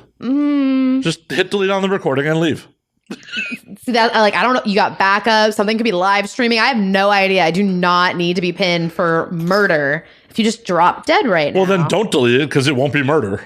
That's true. Yeah, they'll literally see on the Y that you just dropped dead. I was sitting here. I'll show that to them. So I shouldn't leave. I should call the police. Yeah, be like, here's the video. Matt dropped dead. I definitely didn't poison his drink. Right. He ate 3 pork chops and then fucking drank a bunch of whiskey and just fell over dead. I don't know why. It couldn't be his lifestyle or anything. But yeah, they don't teach shit in school about like how the election works. They don't teach you anything in school about how anything in life works. School is literally a training camp for how you should live your life, working Monday through Friday, 9 to 5, or in school's case, like 7:30 to 3, and sitting, doing your work, going home, doing more work, going to sleep, waking up, doing it all again the next day. Well, and the thing about it is, like, in what world is homework acceptable? Like, motherfucker, this is my time. You had your time. This is my time. But that's the thing. Like, a lot of employers expect their employees to take their homework with them if they haven't finished it. Yeah, and fuck that shit too. Yeah, no, capitalism sucks. I mean, I've also never worked a job in my life where I was expected to do shit at home. Well, let me rephrase. I think anything you work on commissions can be... Well, that's my whole life right now, but... Oh, okay. Well, we have different experiences of that. I'm a freelancer, so like everything I do is from home now, but... Right, but that's the thing. It's not like I'm sure you work more than 40 hours a week because you work from home. Oh, 100%. So it's Tuesday. I'm at like 20, counting this podcast as work as much as there's still work. I'm at like 28 hours for the week already, starting yesterday. So the thing is, like, you're like, whether or not you feel like you have a boss, your LLC, assuming you have one, the head of your LLC is you have a boss, expects you to put in so much work that you are already at 28 hours because of the way that we've been trained to work and work and work and work and work. And you haven't given yourself your time for the week yet. Nope. But that's also part of the reason I do this is because, like, oh, hey, I'm not punching a clock for somebody else that I fucking hate doing. I've done that a long... Oh, absolutely. I love working for myself. It's the best thing I've ever done for myself. It's crazy to me that people don't do it more often. I get it. It's scary. Feels very unstable, especially when you start, but so worth it. Even after a few years sometimes. Oh, yeah. No, I was completely financially unstable in this industry for like my first 5 years in my career.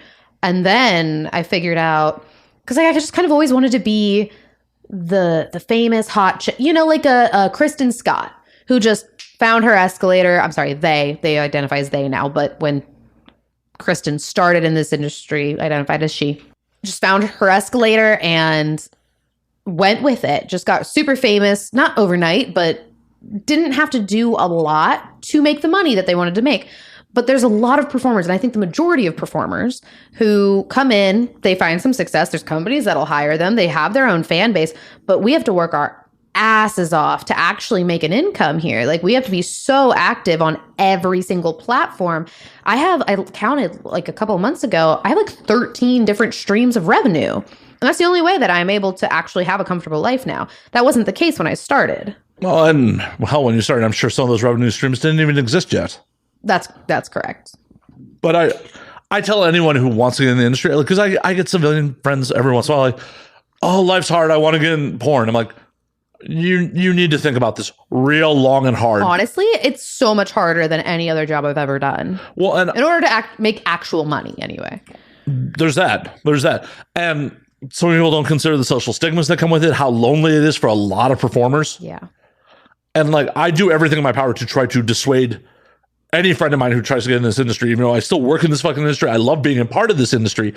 I try to be like, you don't want to do this. Yeah. Like, here is all the bad I can think of. Mm-hmm. If you still want to do it after you hear all the bad and you've slept on it, I'll possibly help you. But right, I'm like, I'll give you the basics, but I'm not going to introduce you to an agent because I love you too much. If you really want it, you got to figure it out because...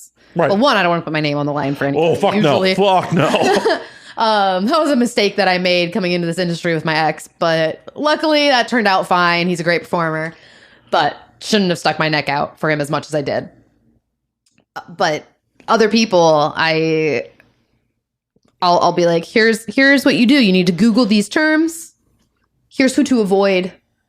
Go forth. Well, I would tell someone like, Film some of your own content, because if you're not willing to be your own production house at this point, don't get in. Yeah.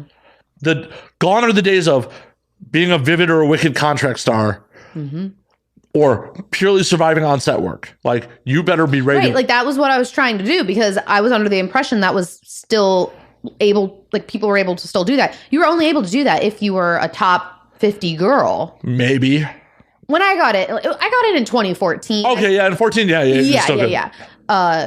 There were plenty of girls that were able to survive off of set work alone, but it was around, I don't know, 2018, 2019, where there like a real shift to content happened. And then, of course, 2020 hit, the quarantine, lockdown, everything moved to OnlyFans. It became a household name. So it was really easy for anyone who was already shooting on OnlyFans to just rise that much more. So super grateful for that, because I was on that train.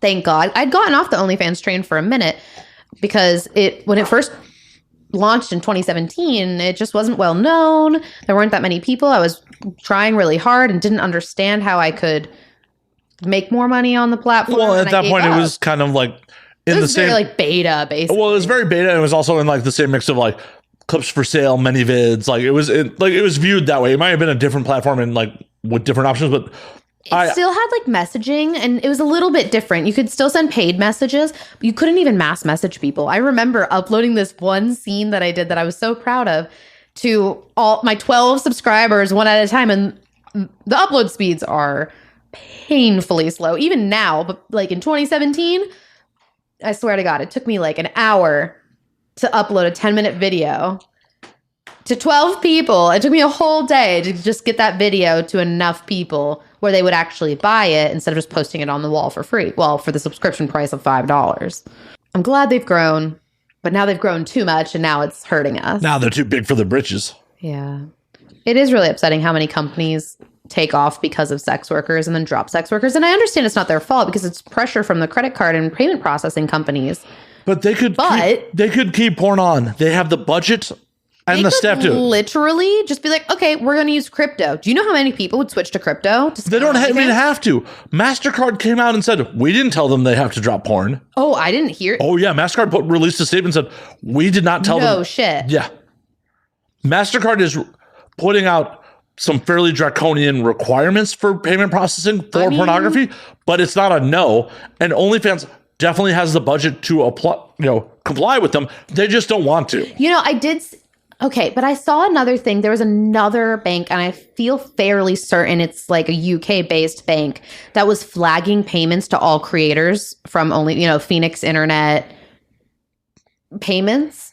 And I think that was the problem. I hadn't seen the Mastercard thing coming out. That's wild. Good for them. I wonder what their requirements are for the porn. But pretty much everyone's requirements for what you can shoot in porn is kind of the same now. But again, that's why you fucking sell it in the DMs, because they don't monitor those nearly as much. I'm trying to find where Mastercard responded with like, no, we didn't tell them they had to ban porn. Fucking good for them. Or, it's I don't think, can companies put out statements that are completely false? Oh, 100%. They're just a company. But at the end of the day, Mastercard is rolling out a bunch of adult payment processing guidelines that are pretty fucking draconian that go into effect October 1st. Like what? Ah, shit. Let me find it. Oh, I quizzed you. Sorry.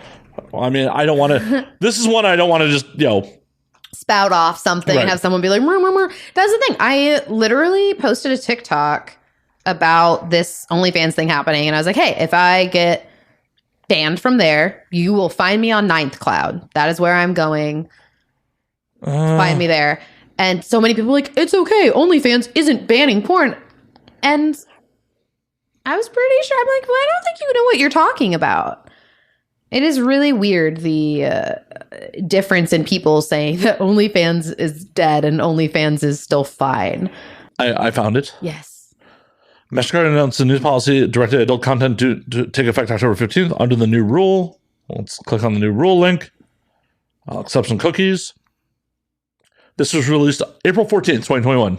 Enhancing requirements for adult content. Wait, April 14th? 2021, April 14th, Mastercard put this out. But that was months ago. Uh-huh. Okay.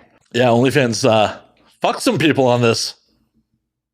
Okay. If they knew about this in April. Yeah. Could have given us some more heads up. Yeah. All right. What does it say? Well, apparently this went into effect already, but other sites are saying it's going into effect October 15th. This month, we are extending our existing specialty merchant registration requirements. The banks that connect merchants with our network need to certify that the seller of adult content has effective controls in place to monitor, block, and when necessary, take down all illegal content. Our other updated requirements include document age and identity verification of all parties depicted in those uploading the content. Okay. Content review process prior to publication. Complaint resolution process that addresses illegal or non-consensual content within 7 business days. Jesus. They could have the infrastructure for that. I'm sure they don't. They definitely could if this was released in April. Yeah. Appeals process that allows any person depicted to request their content be removed. That's great. Yeah, those are all good things. Yeah. Bravo to Mastercard. That feels fucking dirty. That feels fucking dirty. It does, but it's also important to acknowledge when companies do things that aren't directly hurting sex workers. So good job, Mastercard, on this one. Right. But OnlyFans is using this as their scapegoat. Interesting. And Mastercard flat out no, we didn't tell them we couldn't. See, I feel like I'm reading so many different, I swear, the one article I read about OnlyFans changing their policies on October 1st and banning pornography. So I read this from Mastercard.com, by the way. This is on Mastercard's website. Okay. Yeah, I don't know if I've seen anything on any official company websites, but what I read was, as you know, people can post nudity and whatever as long as it follows the company's terms of service. And I read the terms of service and it was all the normal stuff that all the clip stores have of no bestiality, no blood, no scat, but they just updated it. But that's the thing is Did you not get the email from them the following day? No. Oh, a lot of people got. I just haven't checked my freaking email. A lot of people got emails with the updated TOS a day or two after the press release went out. Oh. Which was real wild because people were in OnlyFans support's DMs being like, yo, what the fuck's up? Oh, I literally, here, we can read it. Oh, good. I hadn't opened it because I don't check that email because it's like a spam email for me. Dear OnlyFans creator, this email is to notify you of changes to our acceptable use policy that will go live effective October 1st. The new policy will prohibit the posting of any new content. That's a really good thing. Just keep reading. Yeah, new loophole. New content containing sexually explicit conduct. Content containing nudity will continue to be allowed as long as it is consistent with the policy. Existing content that does not meet the standards of the new policy will need to be removed before December 1st of 21. Our intention is for the policy to be implemented in accordance with the above dates, but we may need to change one or more of the dates as circumstances may require. Here's a link to the new acceptable use policy. I'm pretty sure. Yeah. Okay. Let's go to the new policy. Drum roll, please.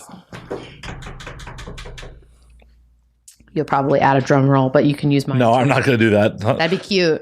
I don't know. It'd be cute. Well, I'll send it on to you. You can do it.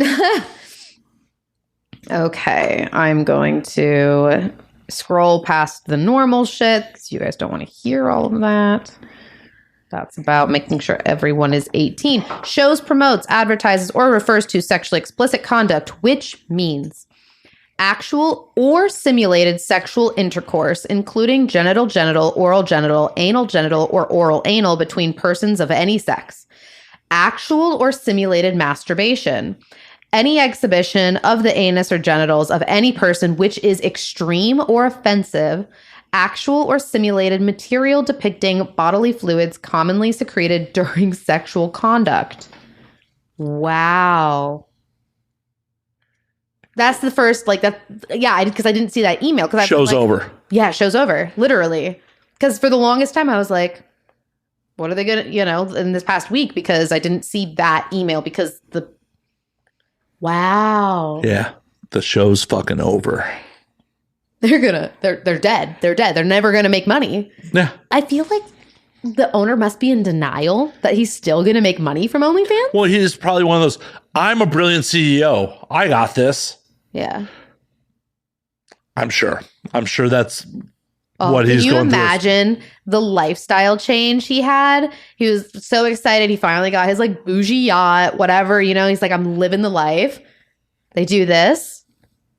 Well, before this, they were evaluated for their IPO at like $2.2 billion. That's fucking wild. So who knows what the IPO is going to be worth with no porn on the fucking site? And the thing about it is, even dropping all the fucking porn, the site's known for porn. That's being like, oh, hey, I'm going to Pornhub for fucking cute kitty videos because there's no porn on it anymore. Yeah. Well, that's the thing. They literally wanted to be Patreon. Patreon already existed.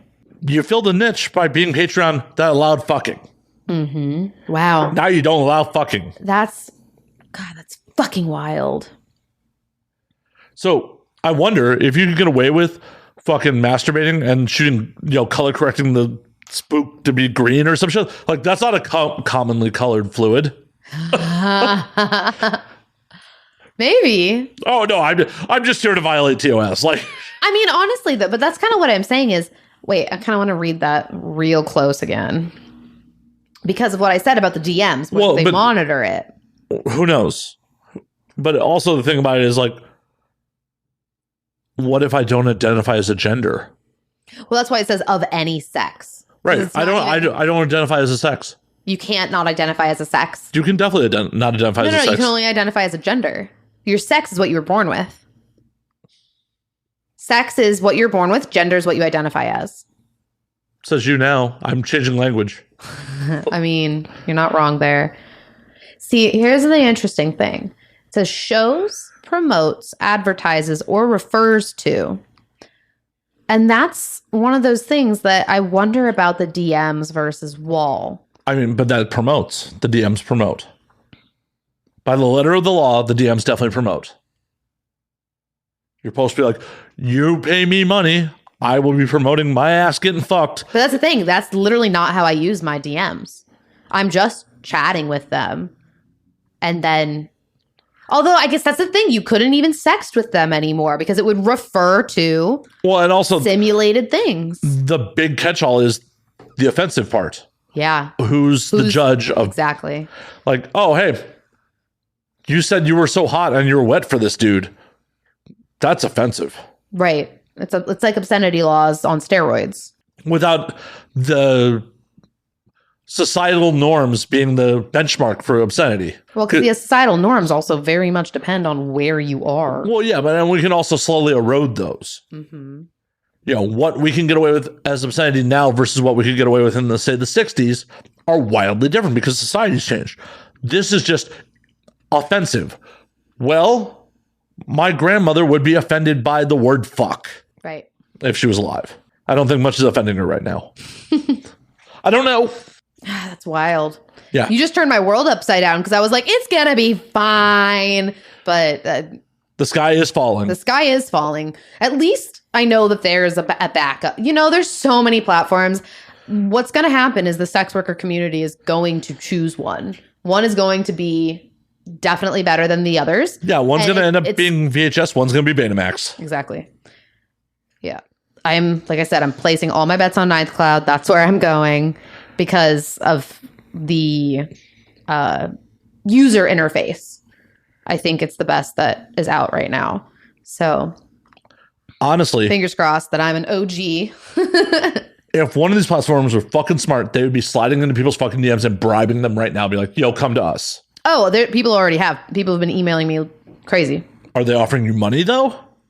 I don't know. I didn't read it that well because I was like, I'm going to Ninth Cloud. But that's the thing. Although the people who run Ninth Cloud are offering an incentive to do that, be an OG over there.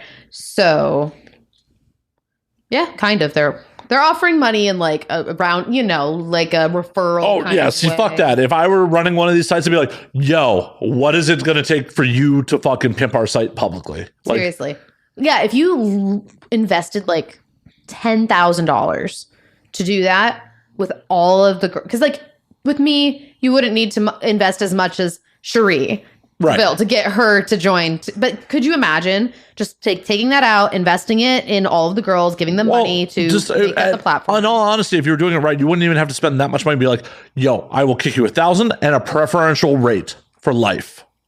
Well, that's what, oh no, I don't mean 10,000 per person. I just mean like 10,000 total. Yeah, which should be a drop in a bucket for a good tech company. Exactly. And so many girls would do it for 100, 200, 250. Someone like Cherie might want 1,000. But still, okay, you spent $1,000 on what is the value of the marketing for Cherie DeVille? Dude, massive. Right. Massive. Or, how much would it take to convince an Angela White to jump ship? Where did I must have trashed it. See, I'm very curious now because that is a good idea. I highly doubt they did. Yeah, there it is. You're trying to see what your offer letter was? No offer, like you're saying. As you've heard, OnlyFans is banning adult content. This company, we're committed to being 100% uncensored forever. Like, you can't commit to that because of payment processors.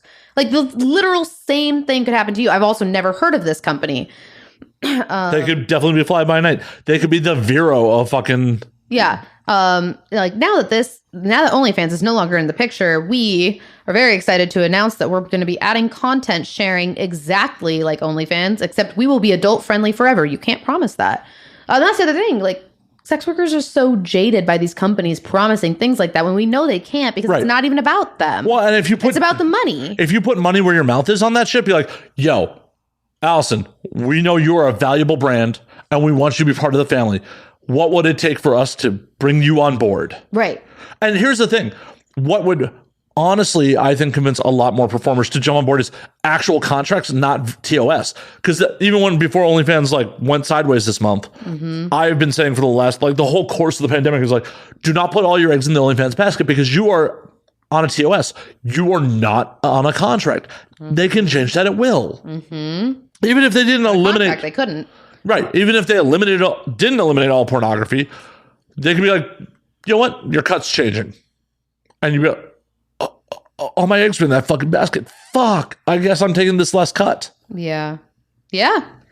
They did say they're like, we will also be offering you multiple incentives and a referral link with benefits for signing up. Cool. Cool. Everybody says that. Give me an actual number to interest me. Offer me a contract. Offer me money. Even if it's not a lot of money, be like, yo, we have to honor this contract. We can't just change that willy-nilly. Here you go. Alison Rey, 1 year. This is your split. You'll be allowed to post anything that is legal to post on our site. Which is pretty much everything. It is legal to post a lot in a lot of states. The payment processors don't like them. The payment processors are the one that say that you can't shoot pee and things like that, but totally legal to shoot. Well, whatever's legal by the site standards, but still. Right, yeah. This is what we prohibit. This is what we allow. You're allowed to shoot it for 1 year. And we'll give you this preferential split, and you have a contract that guarantees that you're allowed to put it up there with this preferential split and a little money to sweeten the pot. Why the fuck wouldn't you do that if you're a worthwhile fucking company? Why would you not court top talent? Because that's what's going to win this war is the talent that brings their audience. Yep. Because once you got their audience on, they like variety. Even if they're completely your fan, whatever, dudes like variety.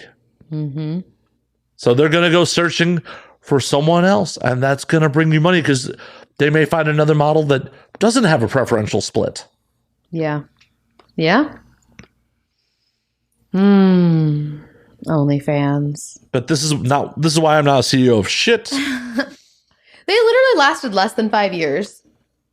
So did the Confederacy, but actually, I feel like OnlyFans may be more part of American history than the Confederacy at this point. That's gonna get me some hate mail.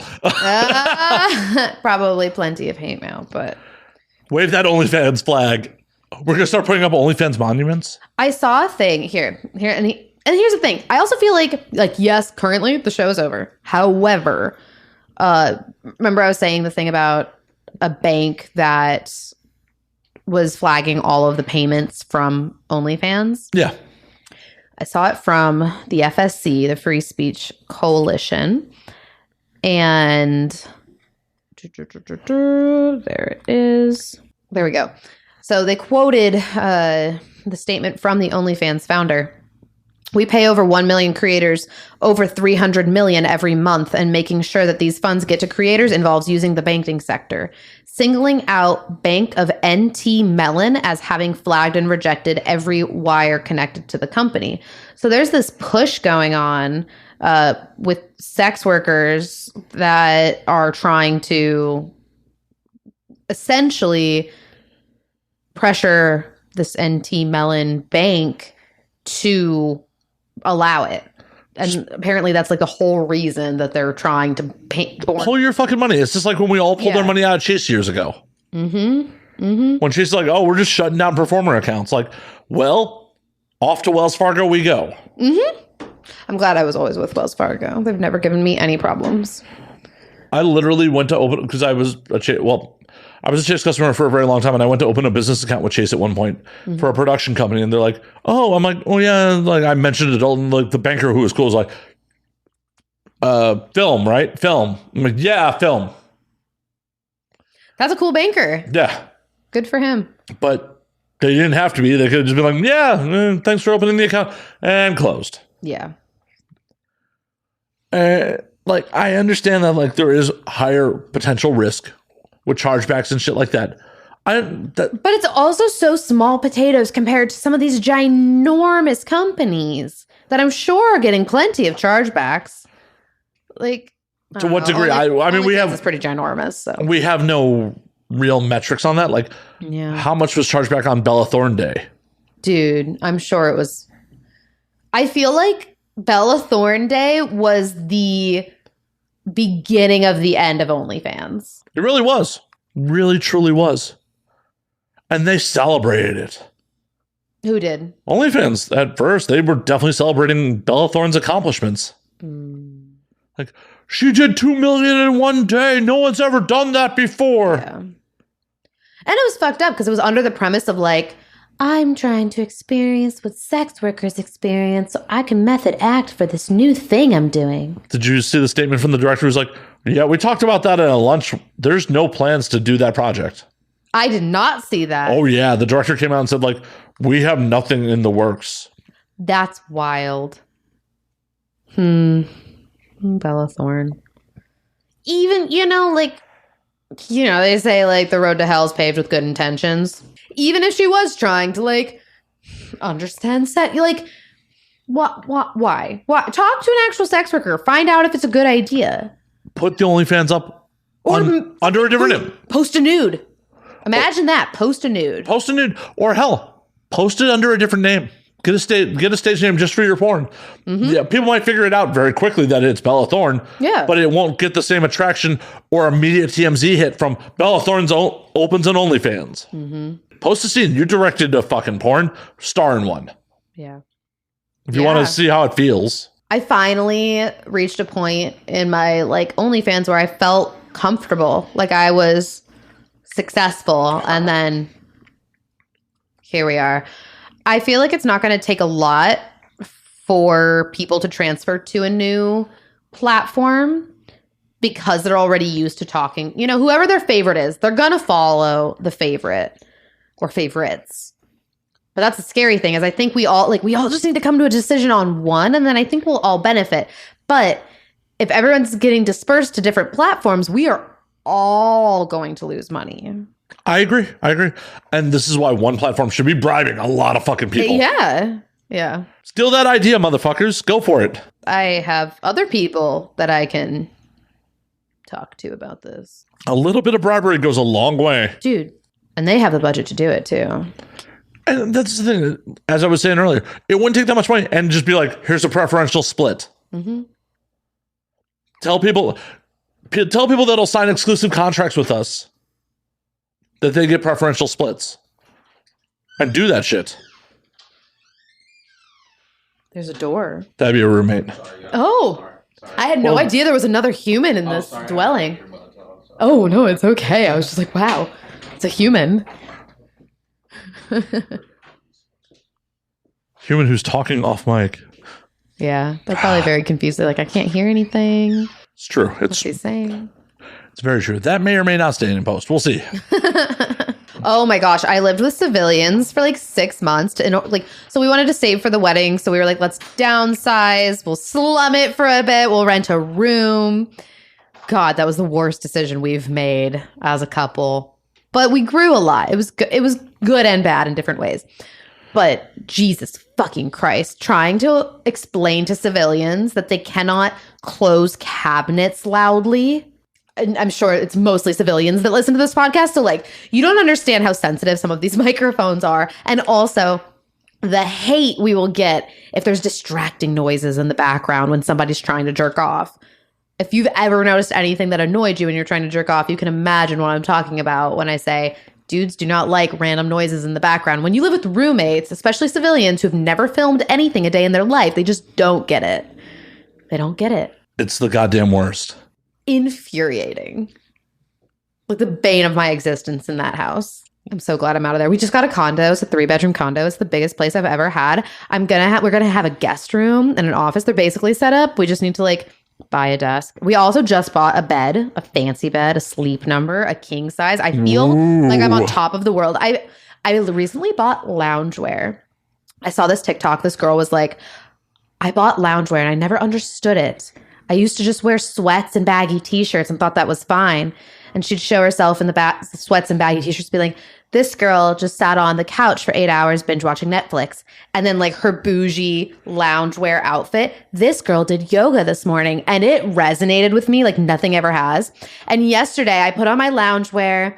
My fiance went and got me Starbucks in the morning. I did my face mask. I went shopping. I had all of my things laid out and I was starting to get ready for our new bed to get delivered. And I was just like, wow, I'm really living my very best trophy wife life right now, except I'm the breadwinner too. So I feel extra fancy. Everybody needs good loungewear, new beds, and I don't remember and a great new place with more space in it so that you can live your best life. I know everybody can't do that, but if you can, you should. If you're considering a new place, get something bigger than you need, but that you can still afford. I mean, I'm going to try die in this apartment. I love living where I live, so. Mm-hmm. Yeah. If you love, like, I love this new place. We've only been here for like 2 months, and I love it. We haven't done anything special to it. I want to decorate so much, so we look like, I just feel like we're finally real adults. Maybe you've already reached the real adult stage. No, fuck no. But I've never bought like a couch, like a new couch. I've bought used couches from like OfferUp. Never a new couch, but I'm on my way to buying a new couch in a few months. Oh, when I moved into this place, was the first time in my life I ever bought a new couch. And that is only because my old roommate's couch, I threw my couch out and my old roommate's couch couldn't fit in the door. Oh. So yeah, you would need a new couch. So we went couch shopping. Originally, he was going to buy the couch because he was supposed to provide the couch and he couldn't get approved for financing. So I had to buy the couch. But it's my couch now and I've had sex on it. So it's great. Yeah, I've had so much sex on our current couch. We need a new. I'm sure I don't want to take a black light to it, to be perfectly honest. That's why my couch is leather. Yeah, I need like a shooting couch and a living couch because leather couches just aren't comfy for me to sit that on. couch is comfy. It's one of the ones that like 2 of the seats actually fully recline too. Oh, see, those are nice. Yeah, those are badass. I really want a Sactional. Are you aware of the Lovesack brand? Oh, they're so comfy. In high school, there was this. So I went to an all-girls Catholic high school. Wow, we never got into that, but that's fine. Went to an all-girls Catholic high school. That was interesting. But there was a mall not that far from us that we would all hang out at on our half days we would have on Friday. And they had a Lovesack store there. And I remember we'd just like go in and sit on there because they have like ginormous, you've seen the ginormous beanbag chairs. I'm pretty sure they were like the OG ginormous beanbag chairs people. But they make Sactionals because they're Lovesack and it's a sectional, but they're just sell individual chairs and sides so you can have any configuration of couch you could possibly dream of. It's like forts for adults. And you can also build it into a fort. And I kind of want one of those, but they don't come in leather. So fabric is just so absorbent. It really is very absorbent. But we try to put sheets down if we're going to fuck on the couch. See? Or I just try to catch it all, you know? Yeah, but what about your juices? You think I come when I'm on camera? Well, with your real partner, yeah. If we're filming it, no. That's the thing. I can't. Well, recently, okay. I am very into kissing. Kissing is very important to me for enjoyment, for sex things. And he's not a performer, so we can only do POV stuff. So we can't kiss when we're filming stuff together. So it's not very enjoyable. It's just like the thing. But we just got an app that I haven't gotten to try yet. But there's an app where you can blur somebody's face. So I'm excited to try that out and see if we can have some actual sex and film it and blur it out. Why do you need an app for that? That's a real easy thing to do with Premiere. Because I've never tried to do it with Premiere. I mean, that's like a whole thing on the computer. I like editing on my phone, keeping it very simple. Well, I mean, if you want to farm anything out, I will happily blur your fiance's face out. Yeah, I'm gonna try this app because it's also, that's the other thing too, is like I don't edit my porn anymore because my porn is so, this is just what I'm doing today, and now I'm gonna masturbate with you because that's like the OnlyFans formula, and like there's nothing to edit. It's weird. I think that's another problem. There's not enough jobs to help girls who are running their OnlyFans because it's so simple. It is. I'm helping one friend. I'm editing some of her content because she's, even with the super amateur stuff, is still shooting 2 angles. So pretty much my job is to put a watermark on it and select angles. Yeah. And I honestly may have put too much post on the last one I did for her because I'm like, okay. If you spent more than 5 minutes editing it, you did too much. Yeah, but you're you, and that's fine. And I understand, like, I'm very meticulous about my work. I'm sure you're great at doing your editing work. But legitimately, if you are spending more than 5 minutes on anything on OnlyFans, you're doing too much because it doesn't matter the amount of work you put in. They're going to pay the same amount. So why would you put in the extra work? Fair. Because, well, I'm trying to be a value add for what I'm charging. That's valid. That's valid. Like, if I was shooting my own content, you say fuck it. Fuck it, right. Yeah. But like, you're paying me. I need to like... That's different. That's very different. And that's a good thing that you care enough to actually do that for what you're charging. It's also, I want repeat business. So of course. If you're like, dude, you just put a watermark on this. Yeah, like you didn't, I could have done this. That's that. Yeah, like right. That's different. Yeah. And it's one of those things. But the fans don't care. And that's the difference. It's like what the girls... Well, I try at least to like, when I'm editing, be like, what do I want to see? It makes sense. As a dude, like, what do I like?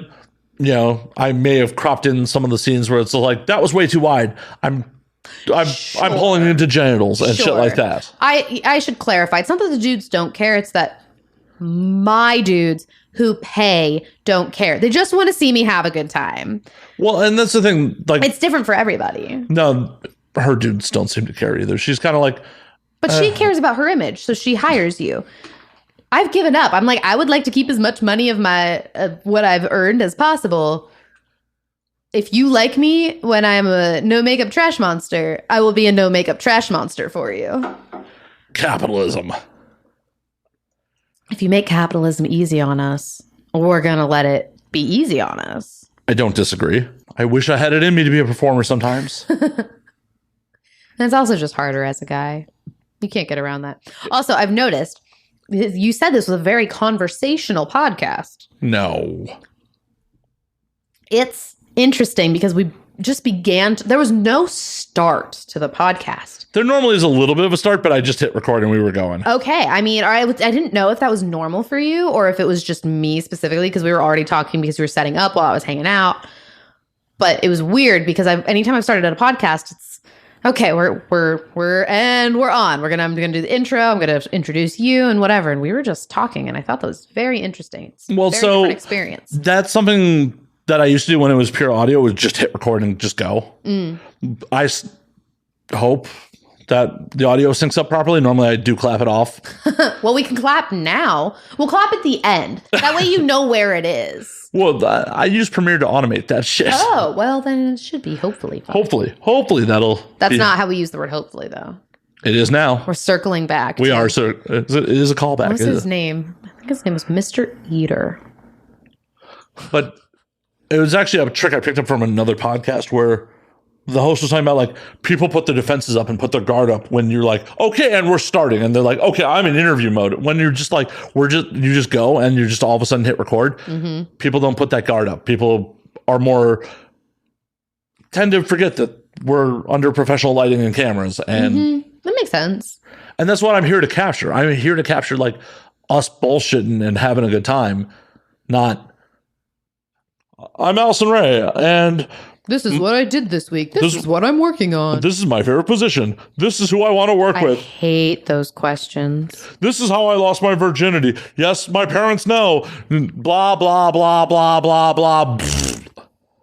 Fuck, it literally tells you nothing about the person whatsoever. Yeah. For example, they learned that I'm very centrist on a lot of things, and it's going to make a lot of people angry because it seems like nobody's centrist anymore. I'm not a centrist. It varies topic to topic. Okay, that's a better way to phrase it. But I guess when I say centrist, I literally mean there's so much nuance that I cannot...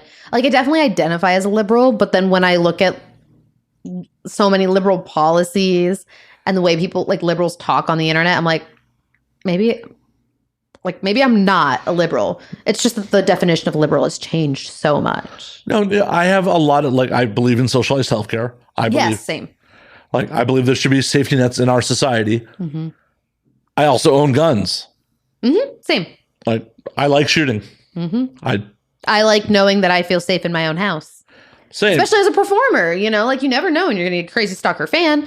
I think it's very important to have guns in the house. I mean, I've only almost shot one guest. Wait, really? He punched me in the head on air, so. Oh, God. It never aired, but yeah, I've told the story on air. I'll regale you with it off air, but. Okay. They're like, we've heard it. We don't want to hear it. Yeah, we don't want to hear it again, man. Like, but yeah, like. Okay, I had a story in mind when we started. I never got to it because it never came up in conversation, but I have to tell it because I haven't told it many times. Oh, well, do tell. Okay. I'm going to pour myself more whiskey. I know. I was just thinking, I was like, should I pour more Moscato? Okay, gosh. I mean, but I kind of need to pee, so I'm like. I mean, that's the thing. The bathroom, you can pee. I know, but I'm like, you know, I'm kind of in the Allison mode of I have to be here and doing the thing. So I'm going to go pee. You pour yourself a thing, and then I'm going to come back and tell the story. And then you pour yourself. It's going to go bad if you don't pour yourself more. What? Oh, it'll go bad.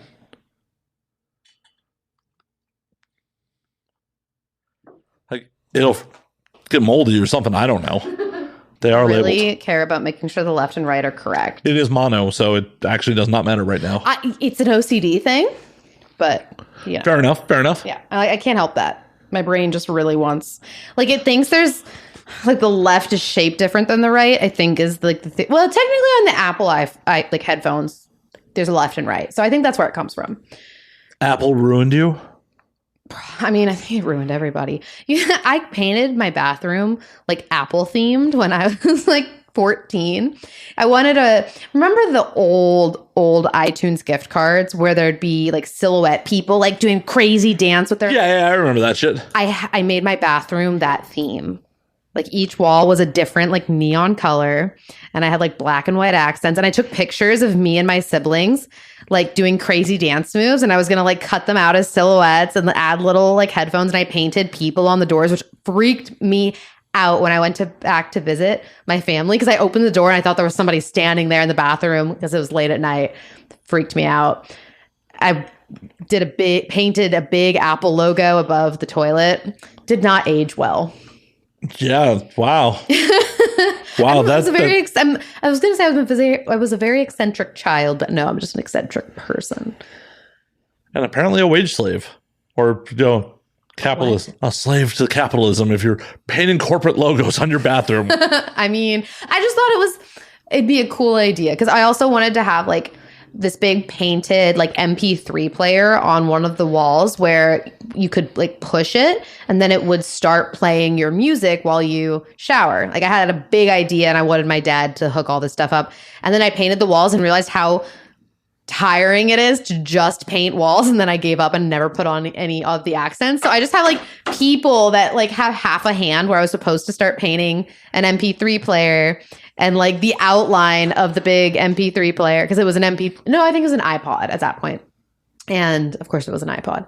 The but not a touch. It was No, the old school with the wheel. Yes, with the wheel. I think I had the iPod mini. That was where my shit was. And I got the outline of it and never did anything with it. And I'm pretty sure my sister just repainted it last year. Anyway.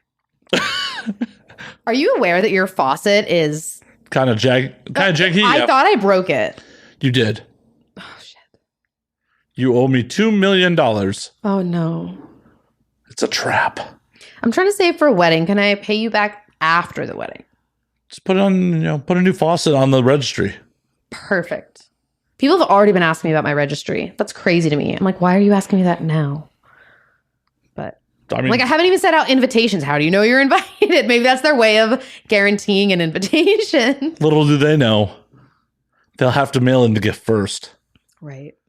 That's the best plan. Oh my God, put out the registry, and like when the gift shows, like that's how you secure your spot. If I approve of your gift. I like this idea. Did you just give me a $25 Apple gift card? You ain't coming. Your plate costs more than that. Luckily, not much more than that. We're doing like a little like barn venue. And also we're doing like pasta because I'm vegetarian. I have several people in my bridal party that are vegan. So we wanted something that was like very simple where people could kind of build their own entree. So we're doing a pasta bar. So it's not super expensive because pasta's not expensive. So I've been a bachelor in my life. I'm aware. Yeah. Story. I feel like, though, you should expound about it, making a mac and cheese bar.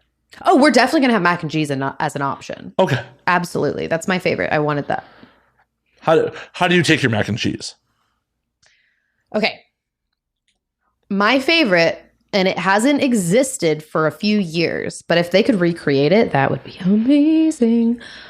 I loved Romano's Macaroni Grill. Yes. Their mac and cheese.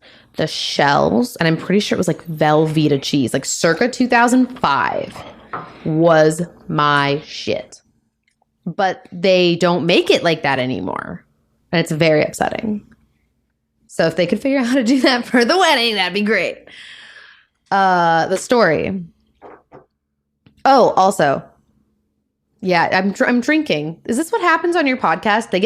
You guys start talking and then there's more drinking and then it's okay. Well, that's fun. I probably should have listened to more of the endings of the podcast.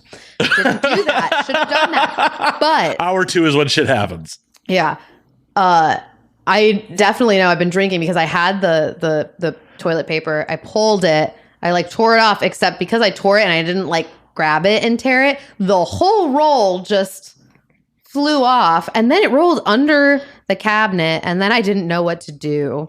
Luckily, there was another one on like the sink. Did you just trash in my roommate's bathroom? Yeah. I couldn't stop it. It rolled away from me. It's gone forever now, folks. It has gone to the land of wind and shadows. So I was like, oh, yeah, I must be feeling this drink. Cool. That was one story that just happened. All right. The story that I left off on before the bathroom. It was at AVN. It was the day after AVN. What year? I'm trying to think of who was with me. Oh, Ben came that year. So it was not 2020. Oh, wait. AVN did happen in 2020. It did. Yes. Okay. So I'm thinking of not 2019, I don't think. I'm thinking 2018. 2018 doesn't really matter. But it was the day after when the Hard Rock is like dead. There's no people. Because I always like to stay an extra day just to recover and not sit in traffic for 12 hours trying to get back to LA like everybody else. So we were in the casino and I just started my period. And we were frantically looking for tampons because none of the stores sold them for some reason. And my boyfriend at the time and his friend were trying to help me find tampons, and we kind of all split up in different directions to find a tampon. He finds one, and I was like, oh, thank God. So I go to the bathroom. Now imagine I'm in the stall. Okay, this is better done if I can like mime it.